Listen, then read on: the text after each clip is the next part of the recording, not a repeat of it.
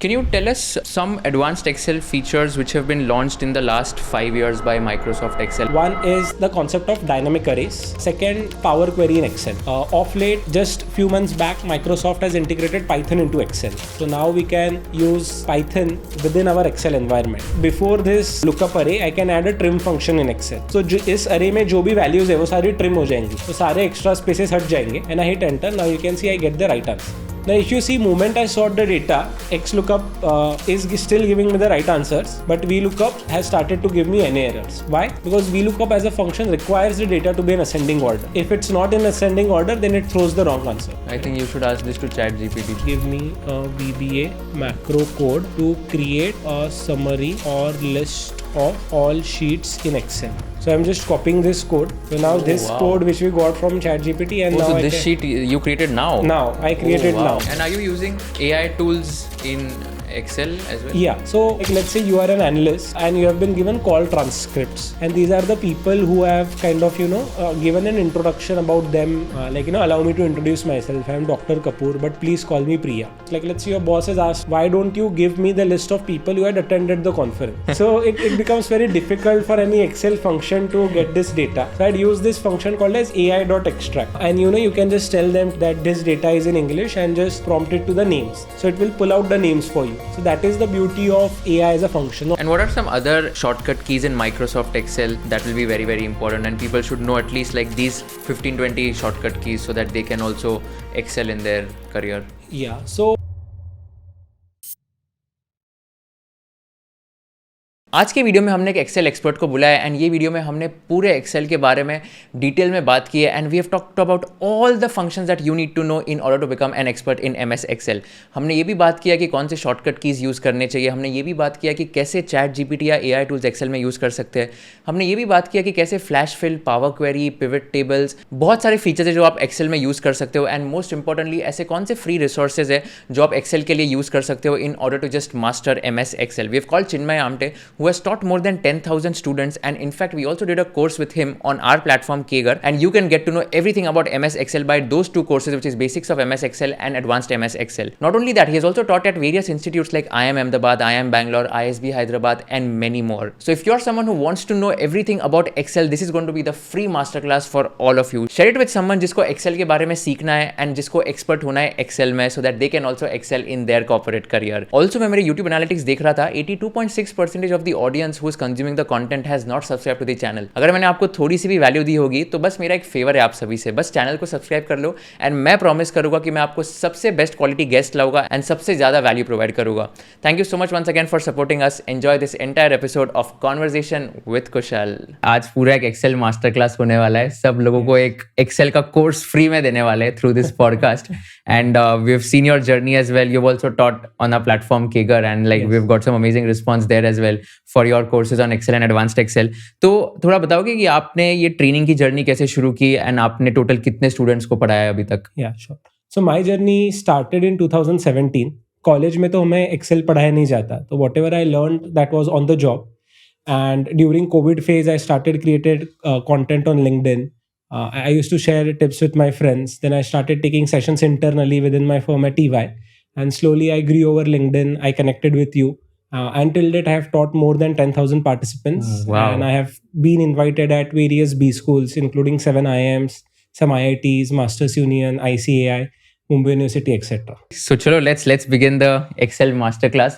तो सबसे पहला एकदम सिंपल सा क्वेश्चन है कि जो वर्किंग प्रोफेशनल्स है, जूनियर वर्किंग प्रोफेशनल्स जो अभी जस्ट जॉब ज्वाइन किए in like let's say finance और अकाउंटिंग और HR, उनके लाइफ में आपके हिसाब से कौन से ऐसे फंक्शंस है जो उनको तो मिनिमम पता होने ही चाहिए एंड यू थिंक कि ये फंक्शंस के थ्रू उनकी एफिशिएंसी या प्रोडक्टिविटी बढ़ जाएगी at work? So instead of me giving any theoretical answer, I would like to present a small case study where we have to do a simple tax computation, and then we can see like where what common people might do may not be the best way to do and how we can do it in a better way. So we can start with that. Sure, perfect. So as you can see on my screen, so this is just a simple financial statements which commerce students have seen since like their childhood. So this is a simple sales, COGS. We have gross income, EBIT, pre-tax income, and net profit. Now it's a very simple case study where we have to compute the tax, like how much the income tax company has to pay. Now, usually the income tax computation is quite complex for like salaried individuals or like because it has a lot of slabs. But in businesses, usually it's simple, right? We just have to take a flat tax rate and multiply. Of course, there are some other complexities as well, but we will not touch into those income tax aspects at the moment. So if you see this particular case study, now I'll write one formula, which is pre-tax income into the tax rate, right? So this is my 30% as the tax rate. And I'll compute my income tax. And as you can see, my pre-tax income was 21,000. My income tax is 6,300 and my net profit is 14,700. But if I show you this formula, now there are one mistake in this formula. Like I have multiplied my pre-tax income into the tax rate, but there is still one mistake in this formula. Now, as a business like a normal person, we may not feel that this formula has any mistake. A good analyst will write this formula and he thinks that, I write the formula correctly. I send the model to the client. He must be happy. The numbers were tallying. But there is one very fundamental flaw. So if we analyze, income tax law is like that if you make any losses, then you don't have to pay any income tax, right? So now let's do one thing. Let's put this company into losses. So I'm increasing cost of goods sold from 50,000 to 5 lakhs. Now this company is into loss. And if we read this particular formula, which felt right a moments ago, this formula is wrong because it shows that I'm getting an income tax refund, right? So now this formula, which was appearing right, seems to be wrong. So how do we write a correct formula in the first place itself, which works in all possible scenarios, right? So that is the job of basically working on Excel models or financial analysis, that you write formulas in such a way, your sub situations may the formulas tend to work well. So now in this particular case study, how would I write the formula? Instead of just simply multiplying the tax rate, I can use a simple if function. And then I will also show you one more function where we can solve the same case study using that function. So let me start with if. So my logic is, again, before getting into Excel, our logic should be clear because Excel is a secondary toolkit. So my first thing is that my logic is that whenever I'm in losses, I should not be paying tax. So how do I define loss? I define loss that my pre-tax income is less than 0, right? So if my pre-tax income is less than 0, then I don't pay any tax. So I get answer as 0. And what if the value is false? Then I can simply do pre-tax income into the tax rate. So now this is a correct formula which will give us answer in all possible scenarios. So now if you see, if I increase my cost of goods sold from 50,000 to 5 lakhs, I get 0 as my tax. So whatever is my pre-tax income, that becomes my net profit because I don't have to pay any taxes. So this is a simple use case of if function, like how we can use a simple logical if function to help us do an income tax computation. So now this particular example हम लोग ने if function से solve किया. But what my advice or recommendation to all students would be कि like let's take a cricketing example. Like let's say a batsman wants to score a century. Now it's not that he is going to hit one type of shot, like to get that 100 runs. He will like score singles, doubles, sixes, fours, left cover drive, on drive, different types of shots. So similarly, like while we are working on Excel, we should not restrict ourselves कि यार मुझे if function आता है तो I'll solve this case study with the help of if function. We should always try to think कि और कौन से function से ये मैं case study solve कर सकता हूँ. So in that context, this same case study can be solved by another function in Excel which is called as a max function. Now max function seems very unintuitive because it's simple, like it gives us the maximum number. So if I just choose a max for this array, it will give me answer as 3 because 3 is the maximum value here. So how can I use max function in this particular case study to do an income tax computation? So it's so I'll write the formula in this particular way. So max, so I'll write 0 comma pre-tax income into the tax rate. Now even this particular function will give us the correct answer. So let me come back. I'm making the cost of goods sold as 50,000. So now you can see it is giving me the correct answer, which is B13 into B19, 30% it's giving me the answer. And if my cost of goods sold increases and the numbers become negative, then you can see here I am still getting the correct answer. Why? Because this number now becomes a negative number. So it is doing max of 0 and negative 1,28,700. So 0 is a bigger number and therefore this function throws a 0 as the correct answer. So we saw a very simple case study जहाँ पे tax compute करना था. We could do it with the help of if function and we could do it with the help of max function as well. So always remember this important skill or tip in Excel, that whenever you solve a case study, always try to solve it with 2 or 3 examples. Because जब हम लोग downtime होते हैं, we are practicing. We should try to hone our skills in all directions, because we never know, like in real life situation, what type of function combination will help us solve the business problem. Got it. Very, very helpful. And can you tell us some advanced Excel features which have been launched in the last 5 years by Microsoft Excel, and इसका कैसे एक daily working professional use कर सकता है in their life? So in the last 3-4 years, like few important features which have come up in Excel. One is the concept of dynamic arrays. So dynamic arrays has been launched in Excel. Second, since 2016 and on, we have something called as Power Query in Excel. So Power Query is kind of an ETL tool which is called as extract, transform and load. So it helps us get data from various sources consolidated, and it also helps us in data cleaning. So Power Query is a new feature in Excel. Of late, just few months back, Microsoft has integrated Python into Excel. So now we can use the Python within our Excel environment. So that is also another new feature which has been launched. And in Excel, there have been a lot of functions which have been released in the last 3-4 years. So VLookup is released in 1985, but uska alternative is XLookup, which has been released in 2019. We have let functions, Lambda functions, map functions, translate functions. We earlier used to use pivot tables, right? आप भी जब आपके articleship days में होगे, आपने pivot tables use किया होगा. But now Excel has launched a pivot by function, which is a function as a pivot table.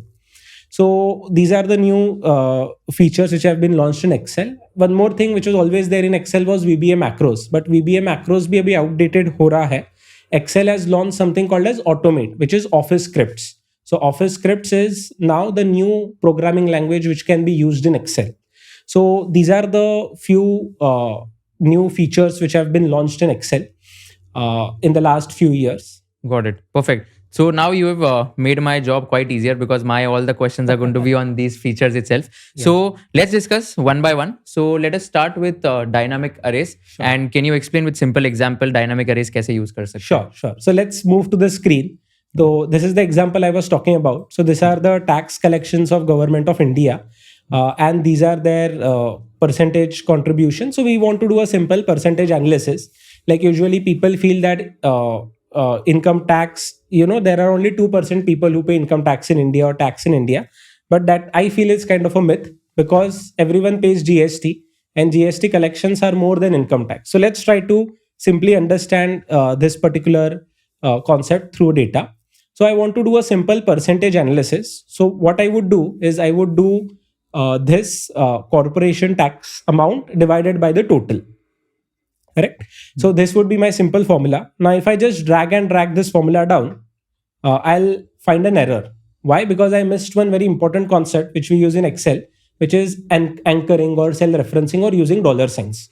So traditionally, people would freeze this with a dollar sign and drag this formula, and they would do a total. How did you freeze? Which shortcut key did you use there? Yeah. So to freeze the cell in Excel, there is a keyboard shortcut called as F4. Okay. So if you press F4 once, you get a $. F4 again, you get you freeze the row reference, then the column reference, and it goes away.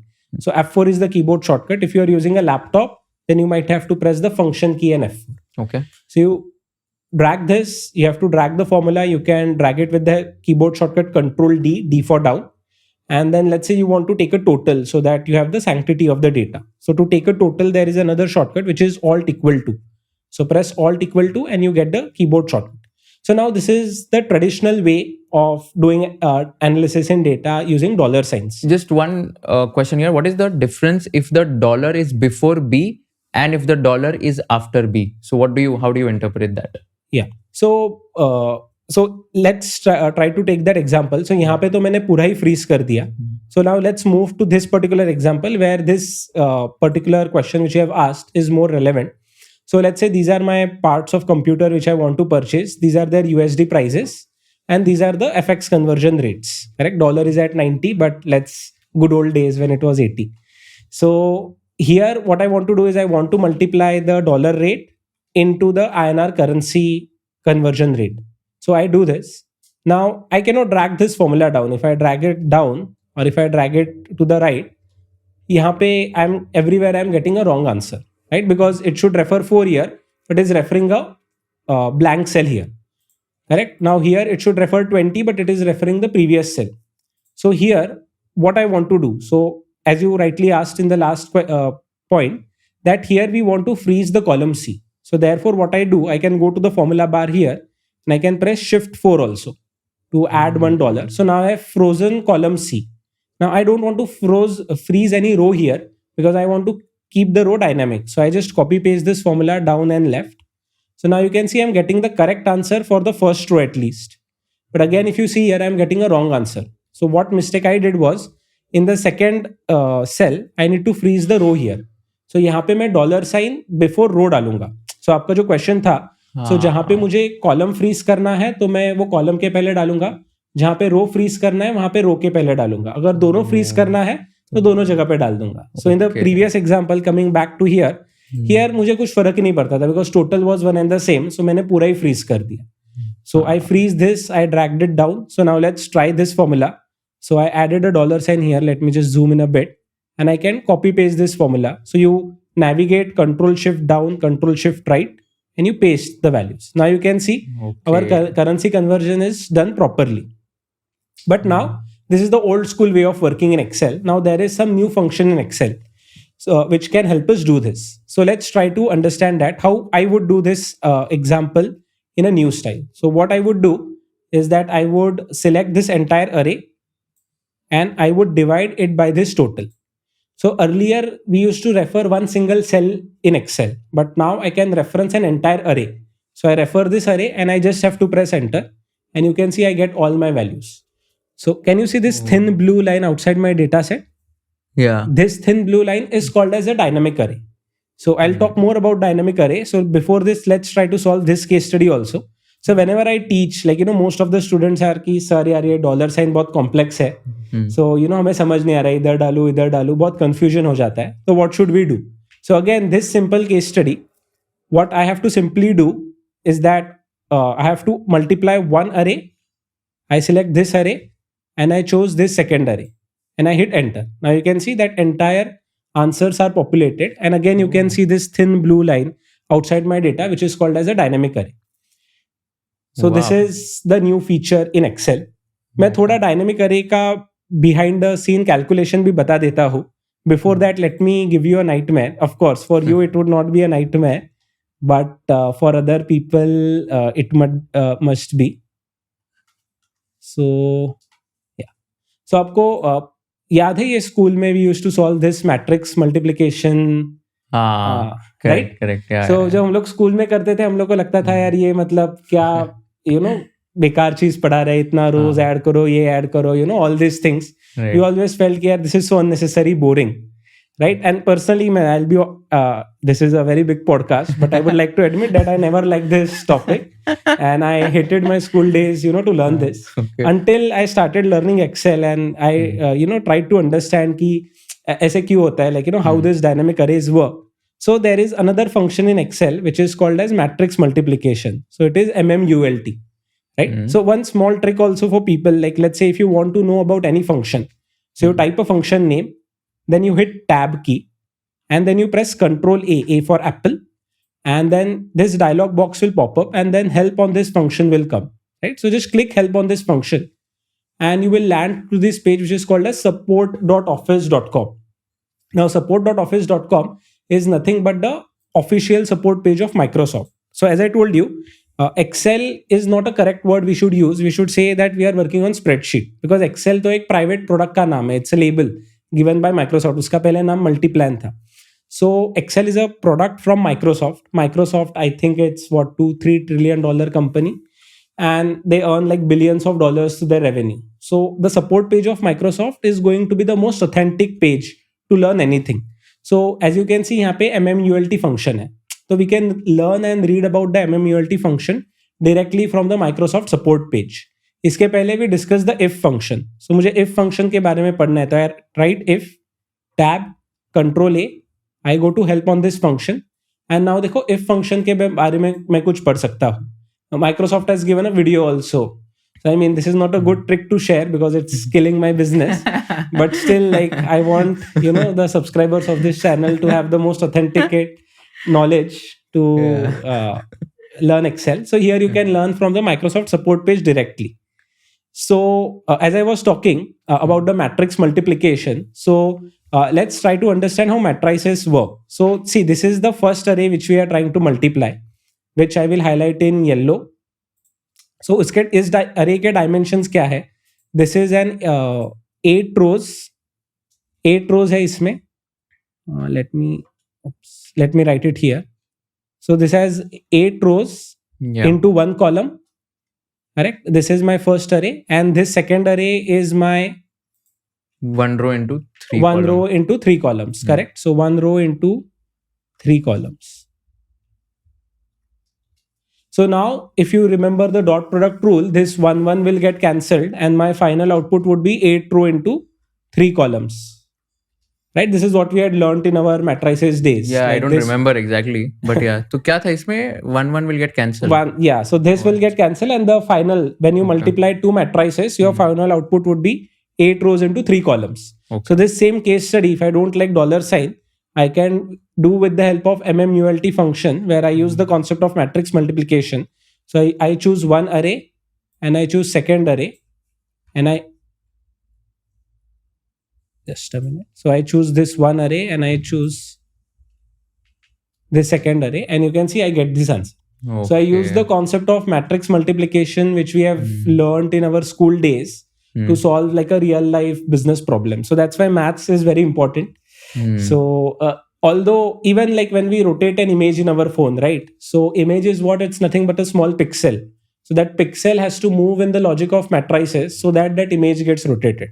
So that is how the ethos of this dynamic arrays as a concept in Excel, it will help you a lot if you understand matrices better. So it uses some concept through matrices. It has its own computations logic, but that's how maths is useful like in our day-to-day life, and that's why it's being taught in the school. So this is like my most favorite feature in Excel, which is the concept of arrays in Excel. Got it.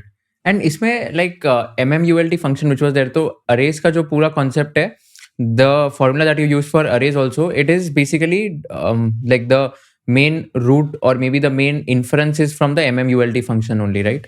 Arrays, like they have taken inspiration from this function is what I'm trying to understand, right? Yeah. So मतलब जो ethos है Excel का, arrays का, it's somewhat based on matrix multiplication only.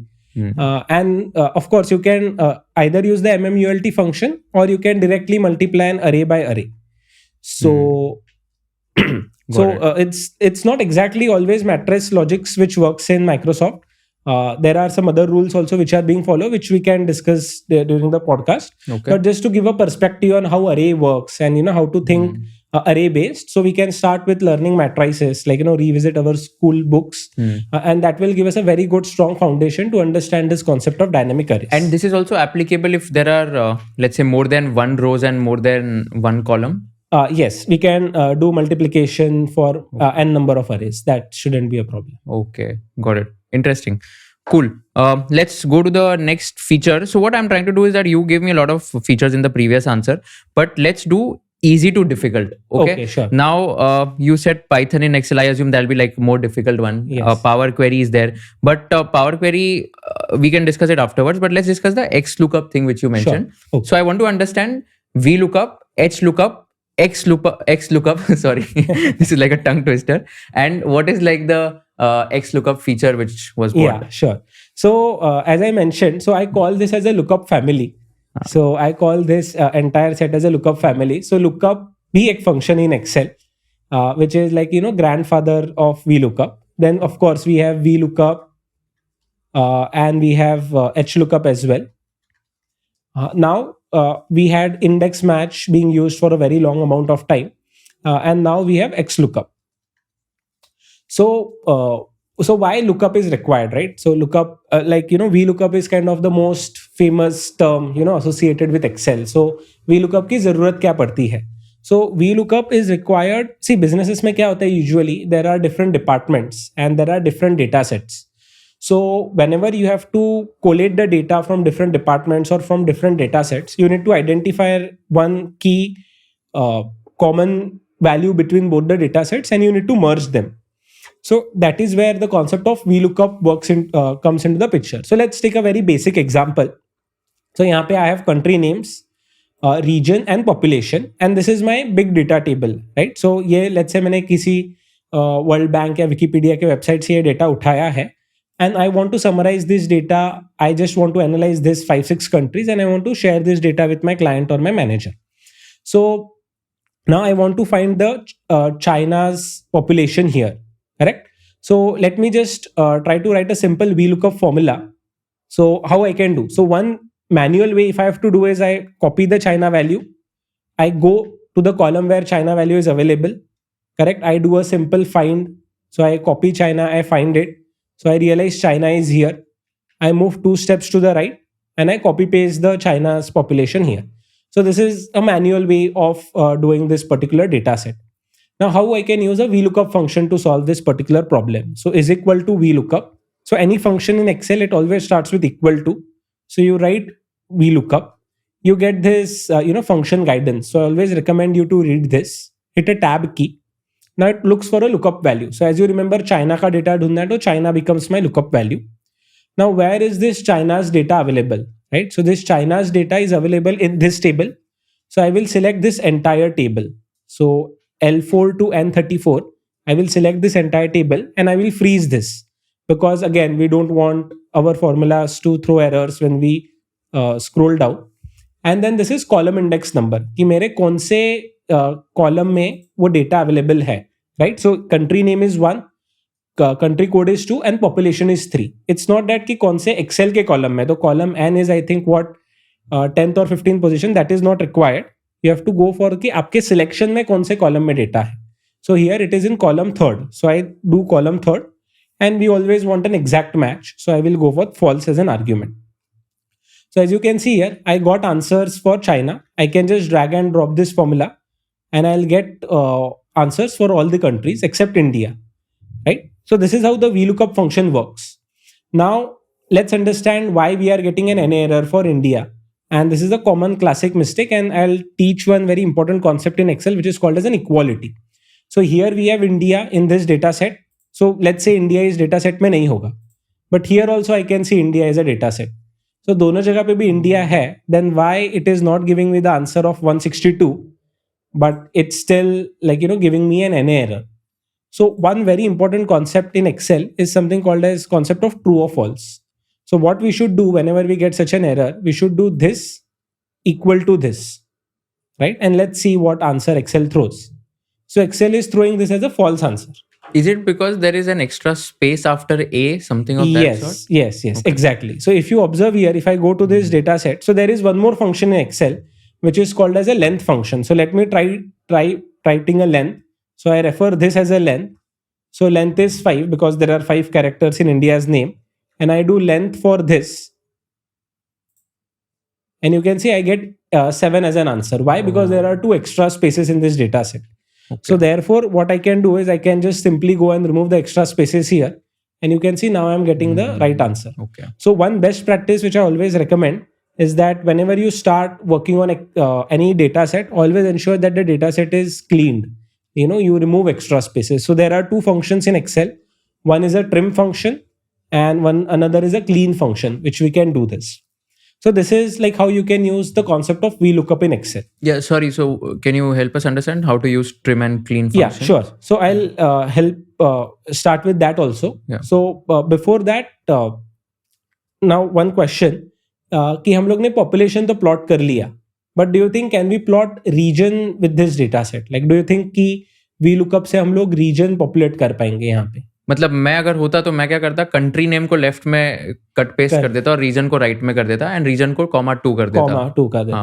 Correct. So that is one more way of solving this data.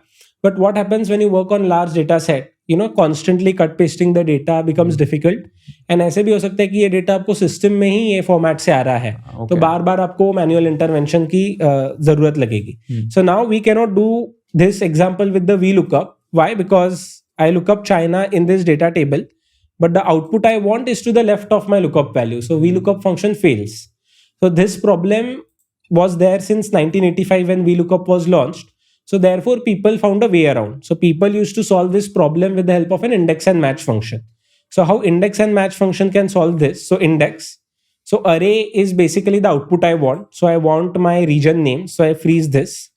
And now I have to give it a number. Like, China kaun se position pe hai. So I'll tell 2 here. Why? Because China is on the second position, right? So this is my index. And index mein abhi dekho, China is on the second position. So I'll write 2 here. So I get China ka value, which is like Asia Pacific region. But ye 2 to main bar manually लिख nahi kar sakta, right? So therefore we used to use the concept of match function. So what we can do, I can use match function.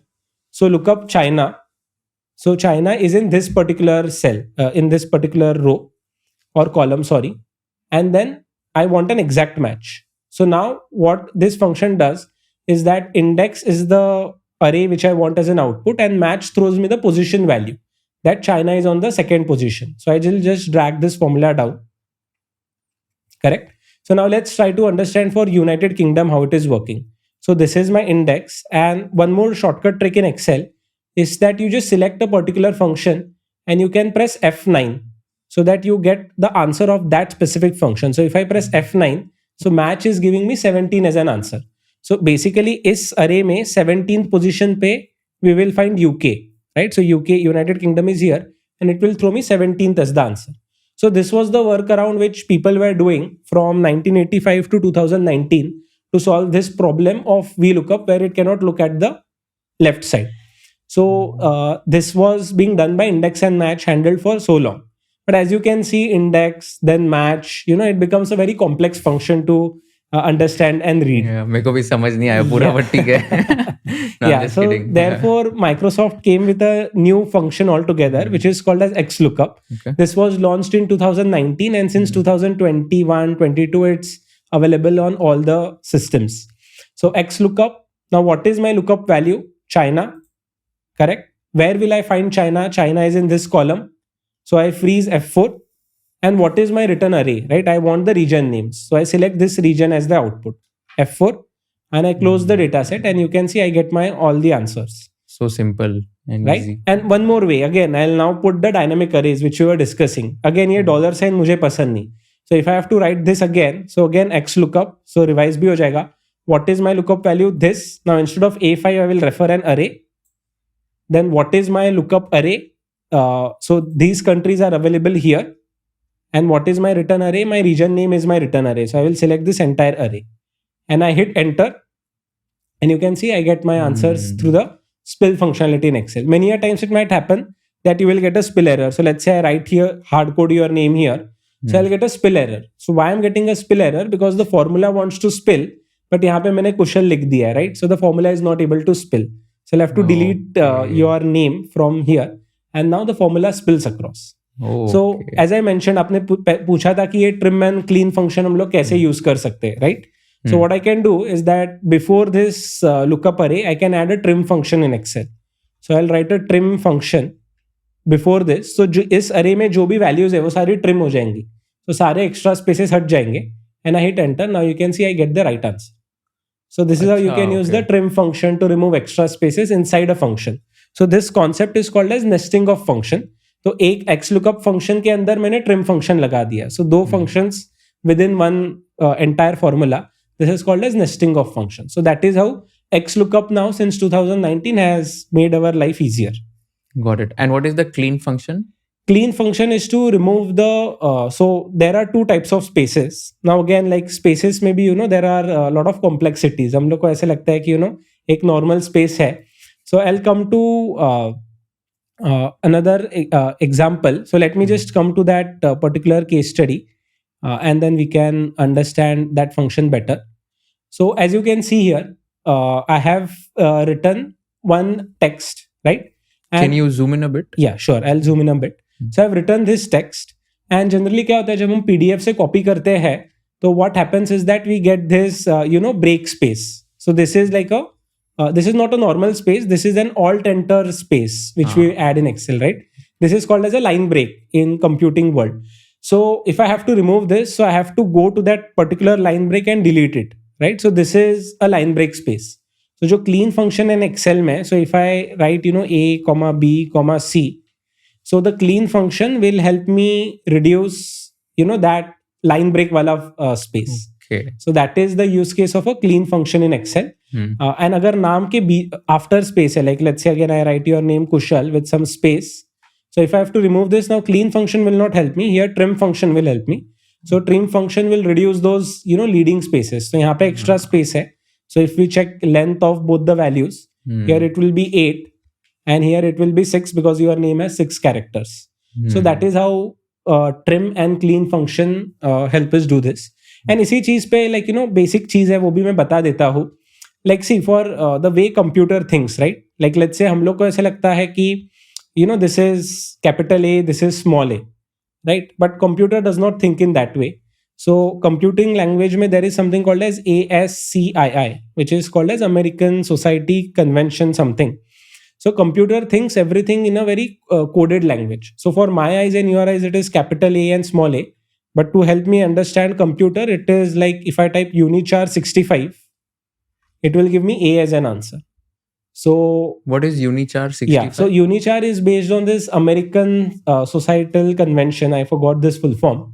So सारे जो words होते हैं, like all the words which we see, these are defined and coded in Excel. So हम लोग के लिए वो capital A है, but for Excel it is unichar 65 in the background. Okay. So this is how Excel thinks. So unichar एक function है, and अगर किसी का आपको कोड पता चलना है, like for example अभी A का कोड पता करना है, so there is a function called as Unicode in Excel. So I use Unicode to understand small a का code क्या है. So small a is code 97. Okay. Correct. So if I want my answer as Unicode unichar 97, then I will get a small a. Now आपको लगेगा कि यार क्या theoretically unnecessary things you are teaching me. No, not at all. Yeah. But let's try to understand a very business use case. Yeah. And I go to all business B schools. Yeah. And everywhere they say कि जब भी हम लोग data PDF से copy paste करते हैं, we face this problem जहाँ पे line break आते हैं. And what we do is that we manually solve this example. So let's say if I have to solve this example manually, what I'll do, I'll go to this last cell, I'll delete the line break, I will add a space. I will delete the line break, I will add a space. Again, I will delete the line break and I'll add a space, right?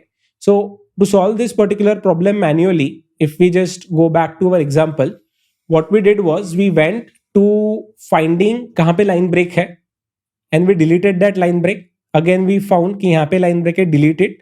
Again, we found यहाँ पे line break है, we delete it and we added a space. So instead of saying this, कि find line break and delete it, can I also say that substitute line break with a space, with a normal space, right? So that is where we can use a substitute function in Excel.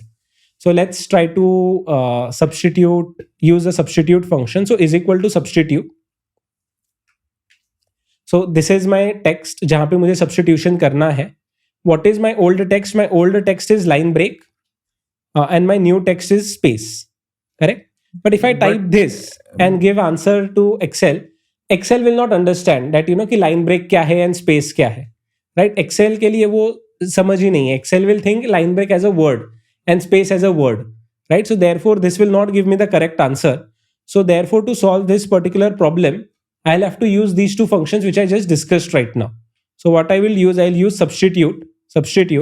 This is my text. Now what is the old text I want to do? I have to do unichar. And I will write this as a 32 character, right? So unichar 32 and I will replace it with unichar 10.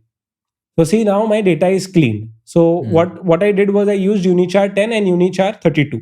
So because as I told you, for our eyes, we think that these all datas are space. But मैं simple एक cell में जाता हूँ, तो I'll try to understand this code. So this is my blank cell. यहाँ पे कुछ नहीं, add a space. And then I will use the Unicode function, right? I will use the Unicode function. So Unicode will give me 32 as the answer because Excel understands space as Unicode 32. So for Excel, Unicode unichar 32 is nothing but a space, and line break के लिए I'll hit a alt enter here. So if I hit alt enter, see it gives me 10 as this answer. So what I'm doing in this substitute function is basically telling Excel कि cell D4 में का जो भी data है, unichar 10 is my line break, find it and replace it with unichar 32, which is a normal space. Got it. And then you can do this answer with a simple formula rather than manually doing it. So this is how you can use the concept of like, substitute function, unichar, unicode to solve a real life business problem. And just one thing before we finish this case study, कि पहले हम लोग ने ये case study logically सोचा कि मुझे line break find करना है and उसको replace करना है. And then we came to a function. So जो logical thinking है, that is the most important toolkit. वो होने के बाद ही we can come to the function. So one thing is that we should be very clear, like कि हमको क्या करना है, क्या what output do we want. We should define it, like we should define a proper prompt. And maybe then like other AI tools can also help. But अगर prompt ही बता नहीं है कि how do we tell the problem statement to an Excel, then that is something where people struggle, and they, even despite having access to a lot of data libraries and all, they might still not be able to solve the particular problem. So we started with lookup as a function. We understood VLookup as a function. We understood that index match was filling that responsibility for 35 years. And now XLookup has taken over to solve this particular problem statement. Lovely. Super, super interesting. I see a sheet which is approximate lookups. Is it by any chance related to VLookup, XLookup, HLookup? Yeah, sure. So I think a very good and interesting question. And we'll again come to this same new functions which have been launched by Excel in the recent past. And a lot of people who use VLookup, they don't know this, right? So as we mentioned, this is again a simple case study. I'll just walk you through. So these are employee names and these are the days spent in the organization. So we want to bucket them. How many have been in the less than 6 months category? So if we take example of like let's say Mayuri, so she is 366 days old in the organization. So she comes in this category, which is 1 year to 2 year months. So basically I want to plot here Mayuri, which is 1 year to 2 years month, right? Now one way to solve this particular problem is I write an if function. But वो if function भी काफी बड़ा हो जाएगा, right? Because first I'll have to write if, then I'll have to start with an and, right? So my first case study would be that it should be less than, greater than 0, less than 180, then this has an output. Then फिर से if लिखो, less than 365 greater than 181. So it will become a very complex and a very long function, like, combination of if and, although it will solve our problem. So how we can solve this same function, this case study, with the help of a VLookup function. So I'll write VLookup. Now here our lookup value is a number. So I refer 179 as my lookup value. Where I will find this, I will find in this bucket, which is my table array. I will freeze it. And then column index number, again, it would be 3 because my grades are in the third column. Correct? And as I told you, we will always write it as false. Correct? Now let's try to solve this particular example and I copy paste this data.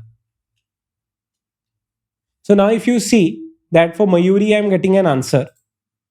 Correct? For Gauri, I'm getting an answer. And for Chinmay, which is my name, which is special, hence we are getting the answer. So can you tell me that, why Sakshi is giving an NA answer and why Gauri is, getting the right answer? Like simple, the formula is same. Simple, no, I think lower range mein 181, 366, 731 is mentioned. So that's correct. Why you are getting the exact answer. Correct. So this is the concept of exact match. But in this case, I don't want an exact match. I want an approximate match. So I would not write true, false. I would write true here. So when I write true and I get this data, you can see I get all those data plotted in one single formula. So I'm not doing an exact match now. I'm doing an approximate match. So what Excel does is that it finds the value between 0 to 181 and it uses that particular category, which is less than 6 months, to all those cases which are falling between the first two range. Then 181 to 361, this would be the answer. So this is the concept of approximate match. So approximate match works only when your lookup value is a number. So see here, lookup value is this days spent, which is a number. But in our previous example, which we were doing, which was lookups, here lookup value was a text, China, India. So the concept of approximate match works only when your lookup value is a number. So this is the concept of approximate match in Excel. Another simple way to solve this particular example is with XLookup. And again, why XLookup is better than VLookup, right?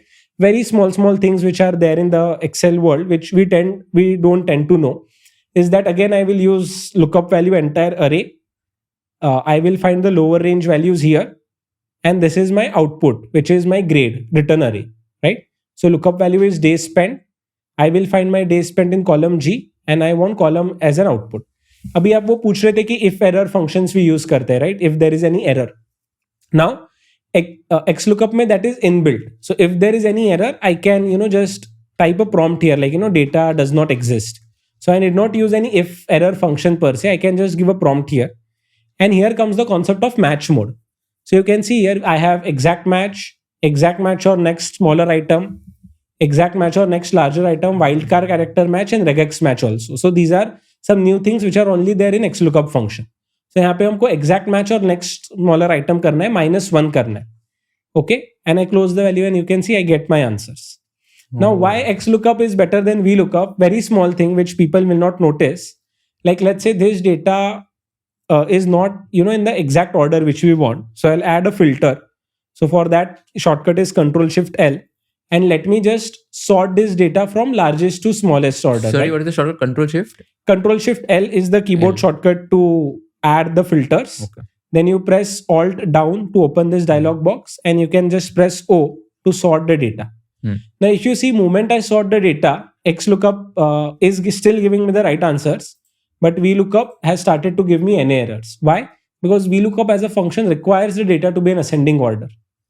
If it's not in ascending order, then it throws the wrong answer. So this is a very small limitation of VLookup which we would not even know कि exist होता है, because आप ये file देते हो, किसी ने share किया हो तो बोला मैंने कुछ चेंज किया ही नहीं है, मैंने सिर्फ डेटा सॉर्ट किया है, and your values are going wrong. So these are some small things that we should keep in mind while working on the concept of lookups as a function.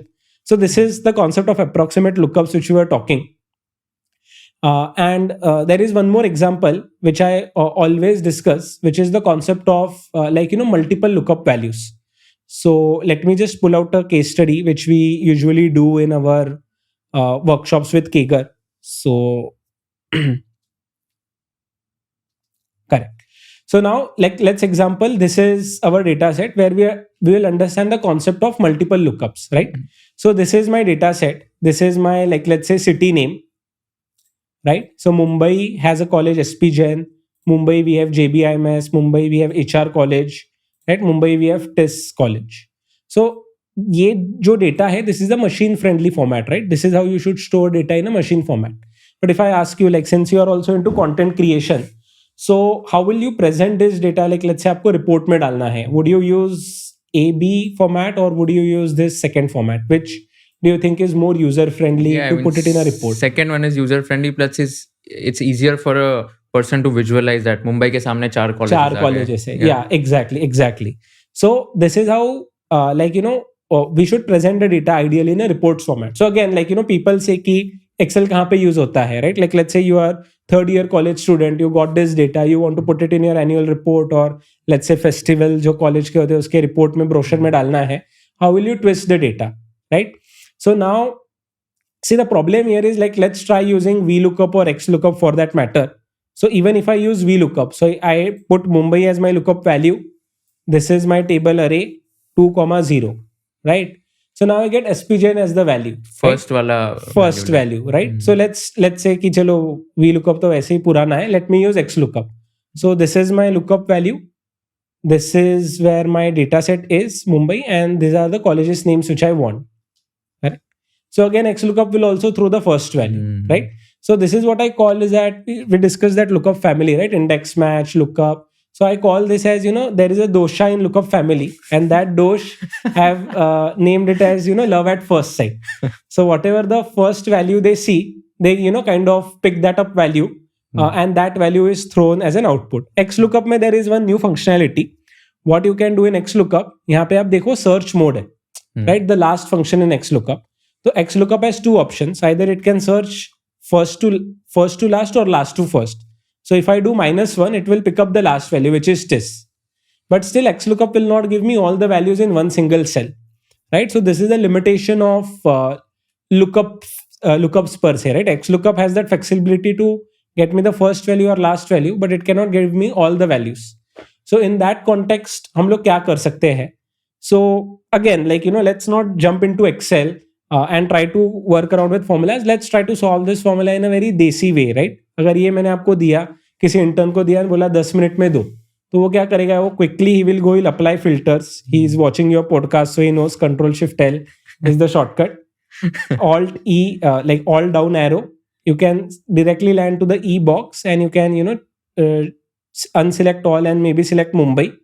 So we'll copy paste it somewhere in other cell, right? यहाँ पे किधर वो copy paste करेगा, and then he would say कि I will concat one by one, right? So he'll quickly try to follow this particular approach.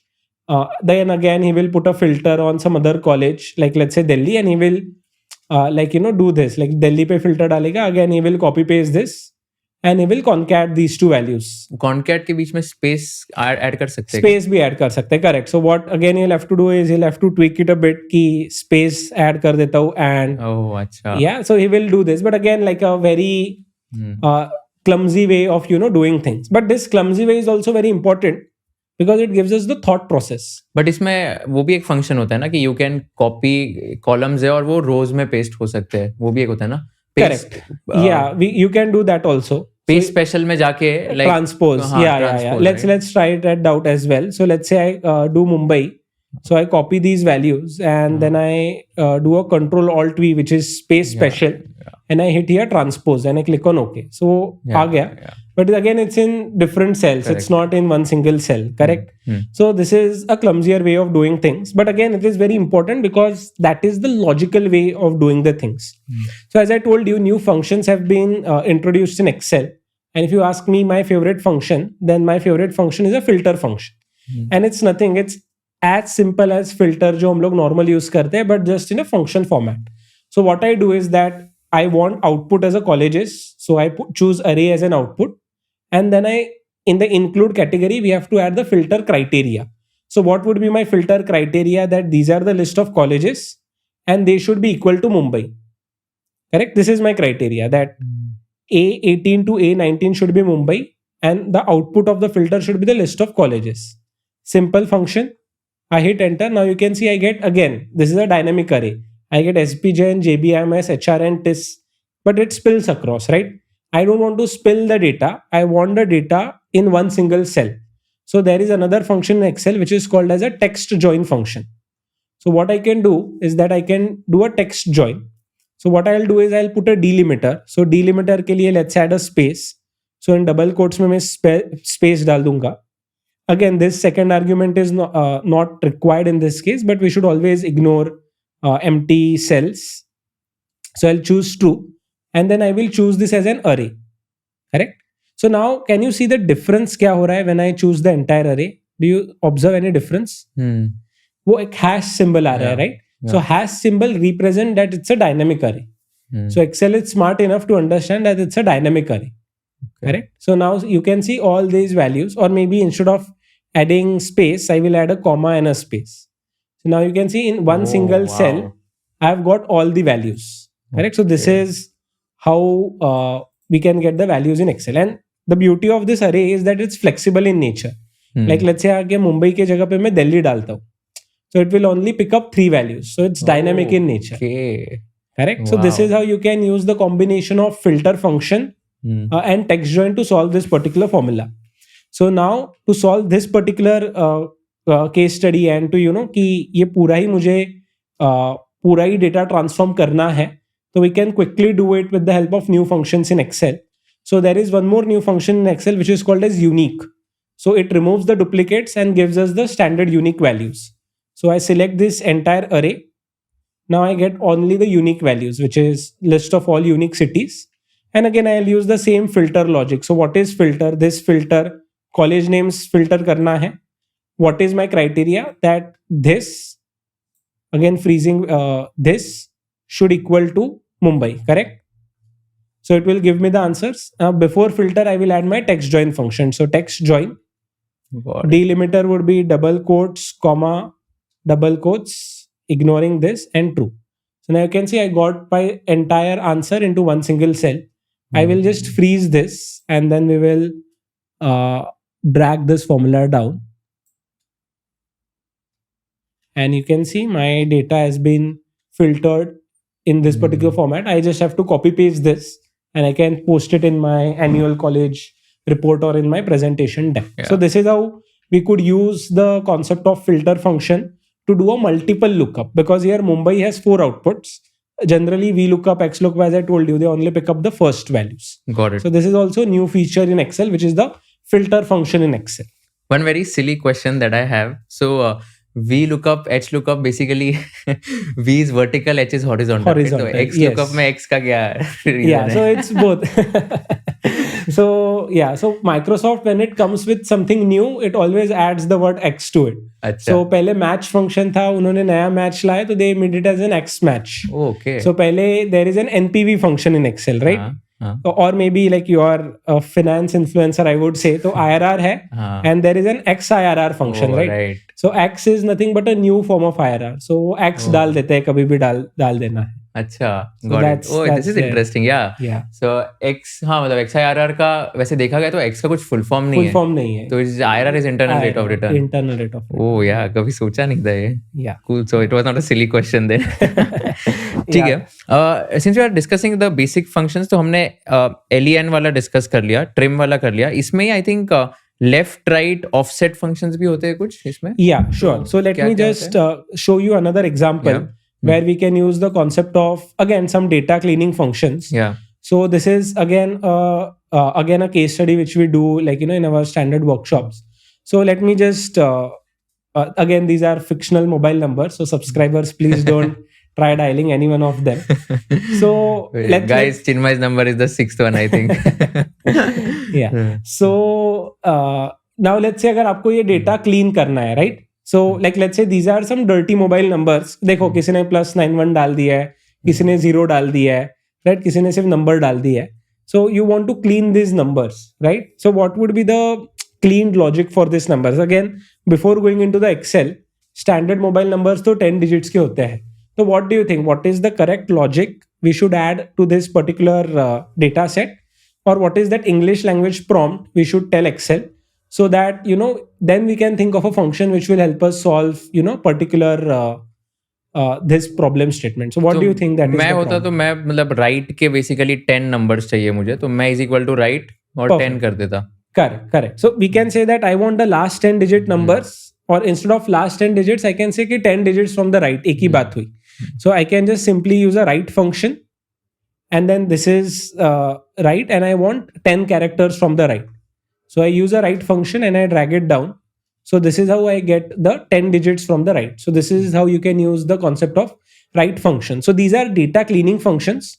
So usually there are a lot of data cleaning functions in Excel. One is left, then is mid, then is right. So these are some data cleaning functions, to get the data from left, mid, and right. So these are heavily used when you want to clean the data sets. So left, mid, and right are very important functions which every basic Excel user should also know. Got it. And इसमें और data cleaning के लिए, like, are there any other important functions? Like, because what happens is that बहुत messy data users के पास आता है, especially junior article assistant जो होते हैं, like वो तो मतलब पूरा data एक ऐसे Excel में bunch में आ जाता है, and then they are supposed to refine or clean them.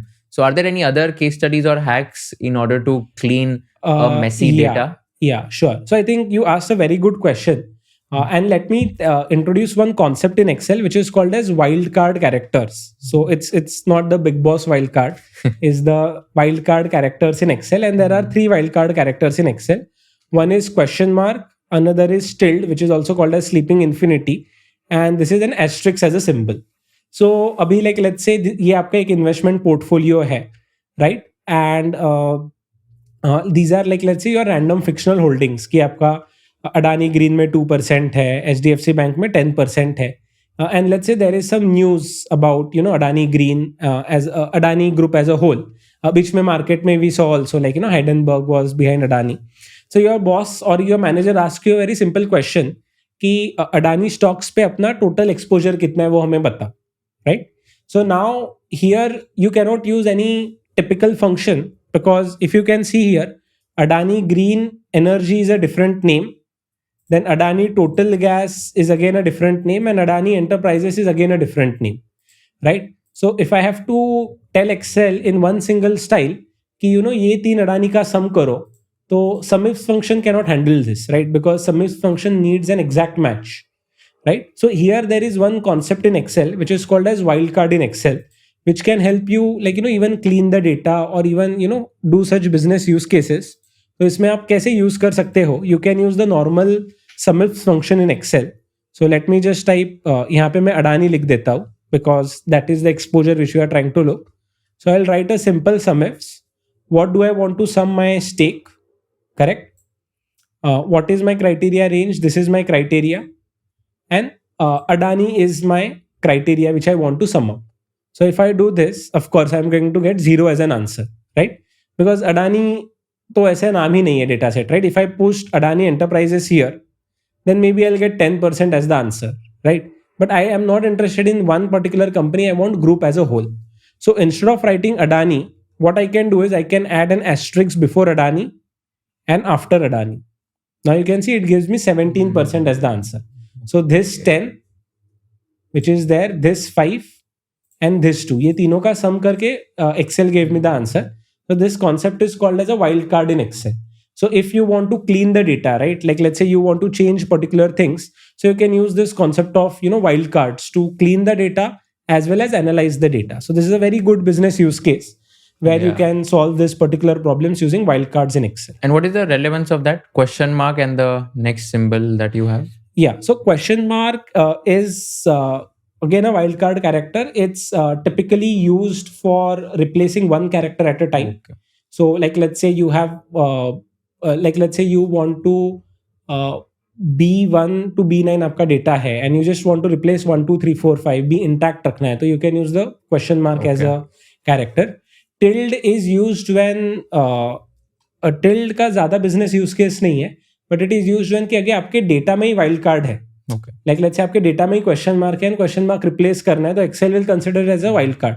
So in that cases you can use tilde to tell Excel that don't treat it as a wild card, treat it as a normal question mark. So that is the use case. Got it. Lovely. ठीक है. Next I think again I'll go back to the previous answer of yours. So you had said Lambda, map, translate, pivot by LET. LET was let, right? Yeah, let function in correct. Excel. So इसमें से like if we can discuss from difficulty level, easy to difficult, which one is the easiest according to you? Yeah, sure. So now one update which has happened in Excel, which is the Lambda function in Excel. So this has completely transformed the way we look at Excel or the way we work on Excel. And let me tell you how, it helps us solve a lot of business problems.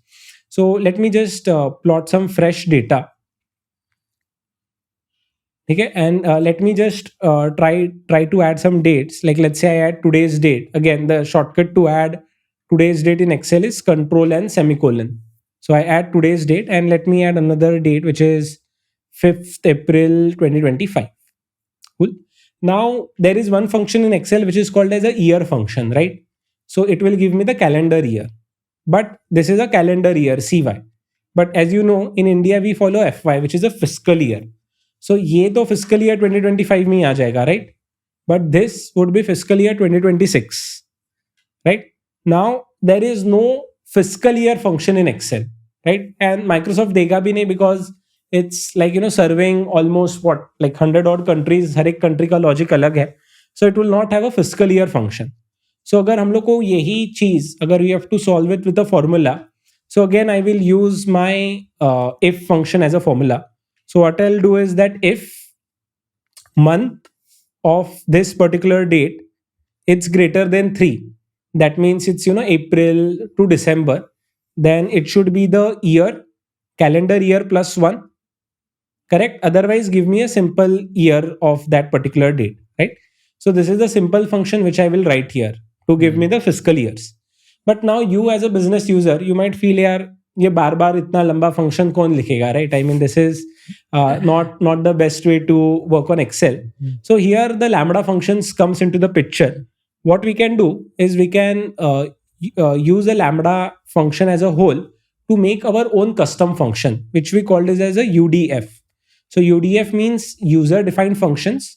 And what we can do is we can create our own function. So like let's say एक बंदा है office में, उसने use case identify किया कि ये fiscal year का हमको बार बार सॉल्व करना पड़ता है, तो let's create a lambda out of it so that ये use case हम लोग को बार बार ये चीज करना ना पड़े. Correct? So how we can solve this particular question with Lambda is that I can use a Lambda function. I will just write the Lambda function and then we will understand how it is helpful. So I will type Lambda. So I'm giving it a variable. I'm naming it as x and then I will write it as an if. So अभी तो आपको ये function थोड़ा difficult लगेगा, but moment we solve this particular moment we code this particular Lambda, then you will realize that how easy it is. Correct? So ये मैंने simple Lambda function लिखा. Now I'll go to Excel's name manager. Correct? So I go to formulas, I go to Excel's name manager, I refer it as new, and I'll write it as Chinmay fiscal year formula. So I'll write my own function name, Chinmay FY, and I will add this Lambda here. Correct? So जो मैंने Lambda लिखा वो मैंने name manager में डाल दिया. Correct? So this becomes a new function in Excel. And now I will write this my own function, Chinmay FY, and I have to refer it to X. And you can see it gives me the fiscal years. So this is my own function in Excel. Now this function I can use it again and again. मुझे बार बार वो logics लिखने की जरूरत नहीं है. So that is the use case of Lambda as a function. It helps us do a user defined functions in Excel. So even like जो हम लोग ने पिछले workshop में I think we did found this multiple lookup वाला जो case study हम लोग ने किया था. Again for some people it might be like bit lengthy कि ये कैसे किया है. So here also, we can write some custom Lambda functions so that, multiple lookup का भी हम लोग एक Lambda create कर सकते हैं, right? So this becomes like another use case which we can follow, like, to solve our day-to-day problems. So that's the use case of Lambda function. Got it. Perfect. Also, like two common functions which people don't know but they should use are, one is text to columns and one is remove duplicates. Do you have anything on that? Yeah, sure. So हम लोग ने remove duplicates function तो इसमें use कर लिया, which is unique. So I'll just try to touch new topic in this context is about some new functionalities which are there in Excel. So let me just go to online Excel. So let me just go to office.com and open a new Excel. So let me just type some random data set. So I'm typing apple, mango, again apple, and watermelon. Correct? So now I'm on the online version of Excel. Now in this online version of Excel, like let's say we want to remove duplicates from this particular data sets. So as I told you कि Excel में पहले VBA macros होते थे which we will talk about length in detail. But now there is a new function or new functionality in Excel which is called as automate. तो यहाँ पे आपको automate दिख रहा है, right? So this automate is nothing but office scripts. So VBA macros is an old language. Now Excel has come up with a Java based language which is also programming language within the Microsoft universe. Okay. So you can use this automate functionality to write some codes within Excel and do your job. And for testing, like Microsoft has given us some samples also. So let's try to see कि कौन से samples है. So I think Microsoft has given a remove duplicates का sample. So let's select the data and try to run the scripts. Yeah, you can see now the Microsoft has removed the duplicates from the data set. Oh, wow. So that is also, now we have not used VBA macros. We have used automate, which is office scripts, which is a new discovery or invention in Excel, which is a JavaScript based programming language. And we can use this. Of course, abhi ye scripting likhna, seekhna and karna is very difficult. But of course, we can use some sample scripts, which are available online and get our data set. So this is how we can use the concept of to remove duplicates in Excel. And this is only in the online Excel, ये Microsoft Excel 2016 version or the latest version उसमें नहीं है. So I think you asked a very good question. तो मैं थोड़ा Excel के versions के बारे में बता देता हूँ. Like whenever you ask someone, like I've trained more than 10,000 participants, so I ask them कि iPhone का कौन सा version है. Like they promptly give me the answer कि ये version है 16. I don't know which is the latest one. 16 है क्या? हाँ 16 ही है. Okay, yeah. So अभी सबसे नया तो ये है ना 16E. 16E. Okay. I am slightly different. मैं iPhone के track नहीं करता, Excel के track करता हूँ. So Excel में भी there are two types of versions. So one is a static version in Excel and one is a dynamic version in Excel. So static version में क्या होता है? You pay Microsoft once and then you can use it for the rest of your life. बहुत ही spelling errors हो रहे हैं. Yeah. So as you know, 2013 था, फिर 2019 आया, फिर 2021 आया. So these are static versions. इसमें आपको updates नहीं मिलते, but आपको एक ही बार Microsoft को pay करना पड़ता है. So if let's go to Microsoft website only, Microsoft buy Excel. So if we go to the Microsoft's official site, so you can see there for home they have different subscriptions. So this is I think Office 365 ka subscriptions, and also you can buy like some Microsoft ke standard subscriptions, which is like one-time subscription. Like you can buy once like Excel 2021, and then you can use it for the rest of your life. So that is called as a static version, and dynamic version is nothing but Microsoft 365. So if you buy Microsoft 365, then the biggest advantage is that you get updates on a regular basis. So every month, every quarter, Microsoft comes with some new updates, and वो updates आपको easily मिल जाते हैं. So therefore I recommend everyone कि आप Microsoft 365 ले लो. If you buy family subscription, then you get 6 people can access it. So it would be like 8,200 divided by 6, which would be what I think you're good with numbers, fast mental math. कितना होगा? 12 I think. I use Excel for everything. So 1,200, 1,200. Yeah, so it would be what 8,200 divided by 6, so 1,300 per year. Yeah. And if I divided it by days, which is 365, so it's like 3 rupees per day, which is cheaper than your tea breaks or any other breaks you have. So I always feel that 4 रुपए की ही चीज है, तो everyone should buy. 6 के group बना लो and you should buy. So guys, disclaimer: this is not sponsored by Microsoft at all. Yeah. So this is Microsoft 365, which you should buy. ये जो automate है, this is available on desktop Excel also. So as you can see on my desktop Excel, it is also available, and it is also available on online Excel. So maybe I'll just touch the topic of VBA macros in this side only. So earlier Excel में क्या होता था कि functions cannot do everything. Like there are a lot of limitations where some things cannot be done by functions. So in that situations, what we do is that we leverage VBA macros. तो ये VBA macros है क्या? तो VBA stands for Visual Basic Application. So it's a programming language written by Microsoft for using Microsoft products. So there is a misconception that VBA works only on Excel. No, VBA can work on Word, PPT as well. So that is it. And I think it came in 1990s, VBA. And I think in last 5-10 years, Microsoft have also stopped giving any updates to VBA because they want to focus on automate. So VBA macros is kind of a programming language to perform actions in Excel which functions cannot do. So now there are 2-3 use cases of VBAs. So one which I discussed was UDF, like user defined functions. कि आपको Excel में कोई नए functions चाहिए जो Excel में नहीं है, तो you can code them via VBA, but now that is being replaced by lambdas. Second, आपको loops लगाने हैं, right? So there are 3 loops in programming, which is for loop, do while loop.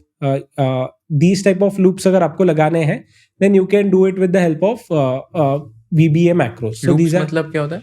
Loops मतलब आपको एक ही चीज बार बार करनी है. So that is kind of a loop.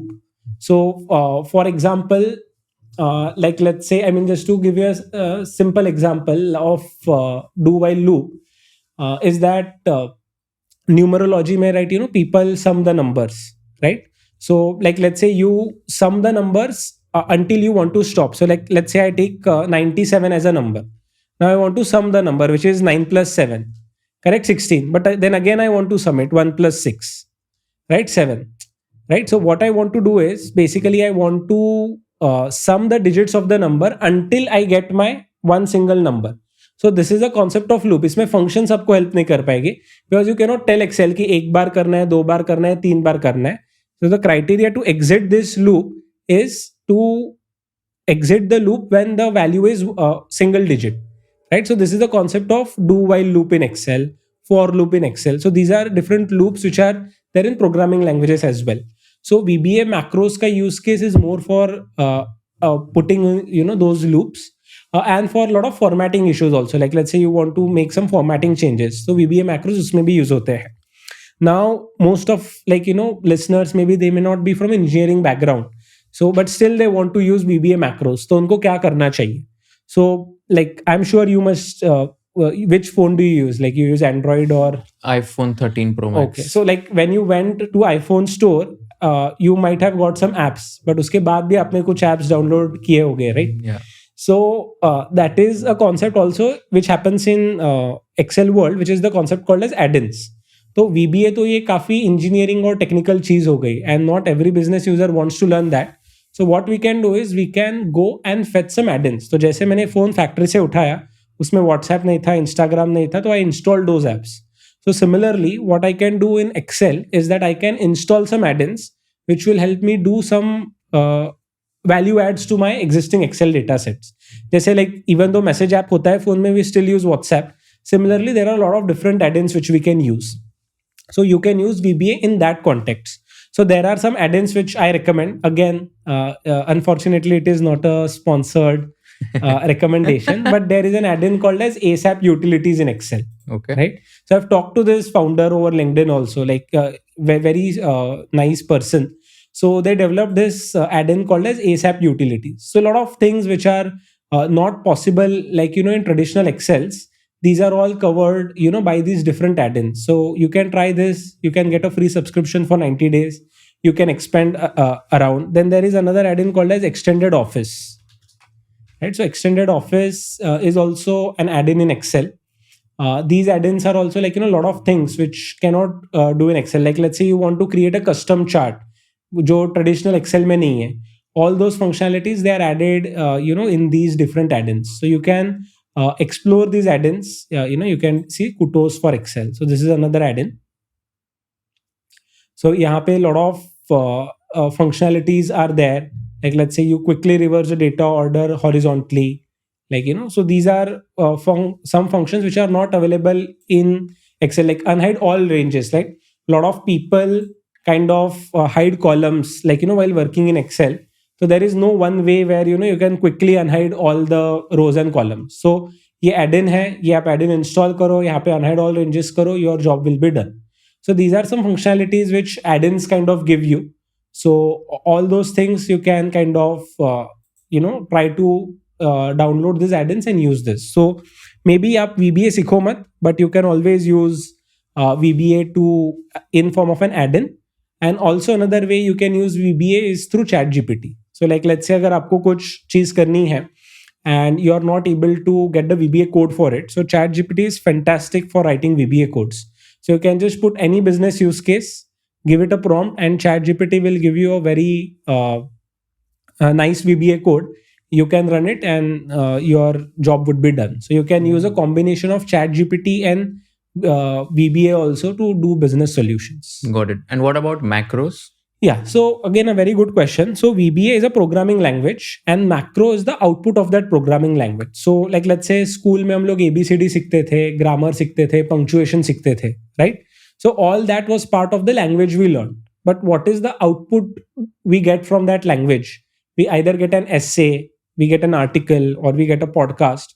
So using that English language, I created an output of an essay, article, or something like that. So similarly, VBA is a language and uska output is a macro, which is an automation kind of an plug and play button कि जहाँ पे मैं वो macro run करूँ तो सारे VBA codes run होंगे and my job will be done in one single click.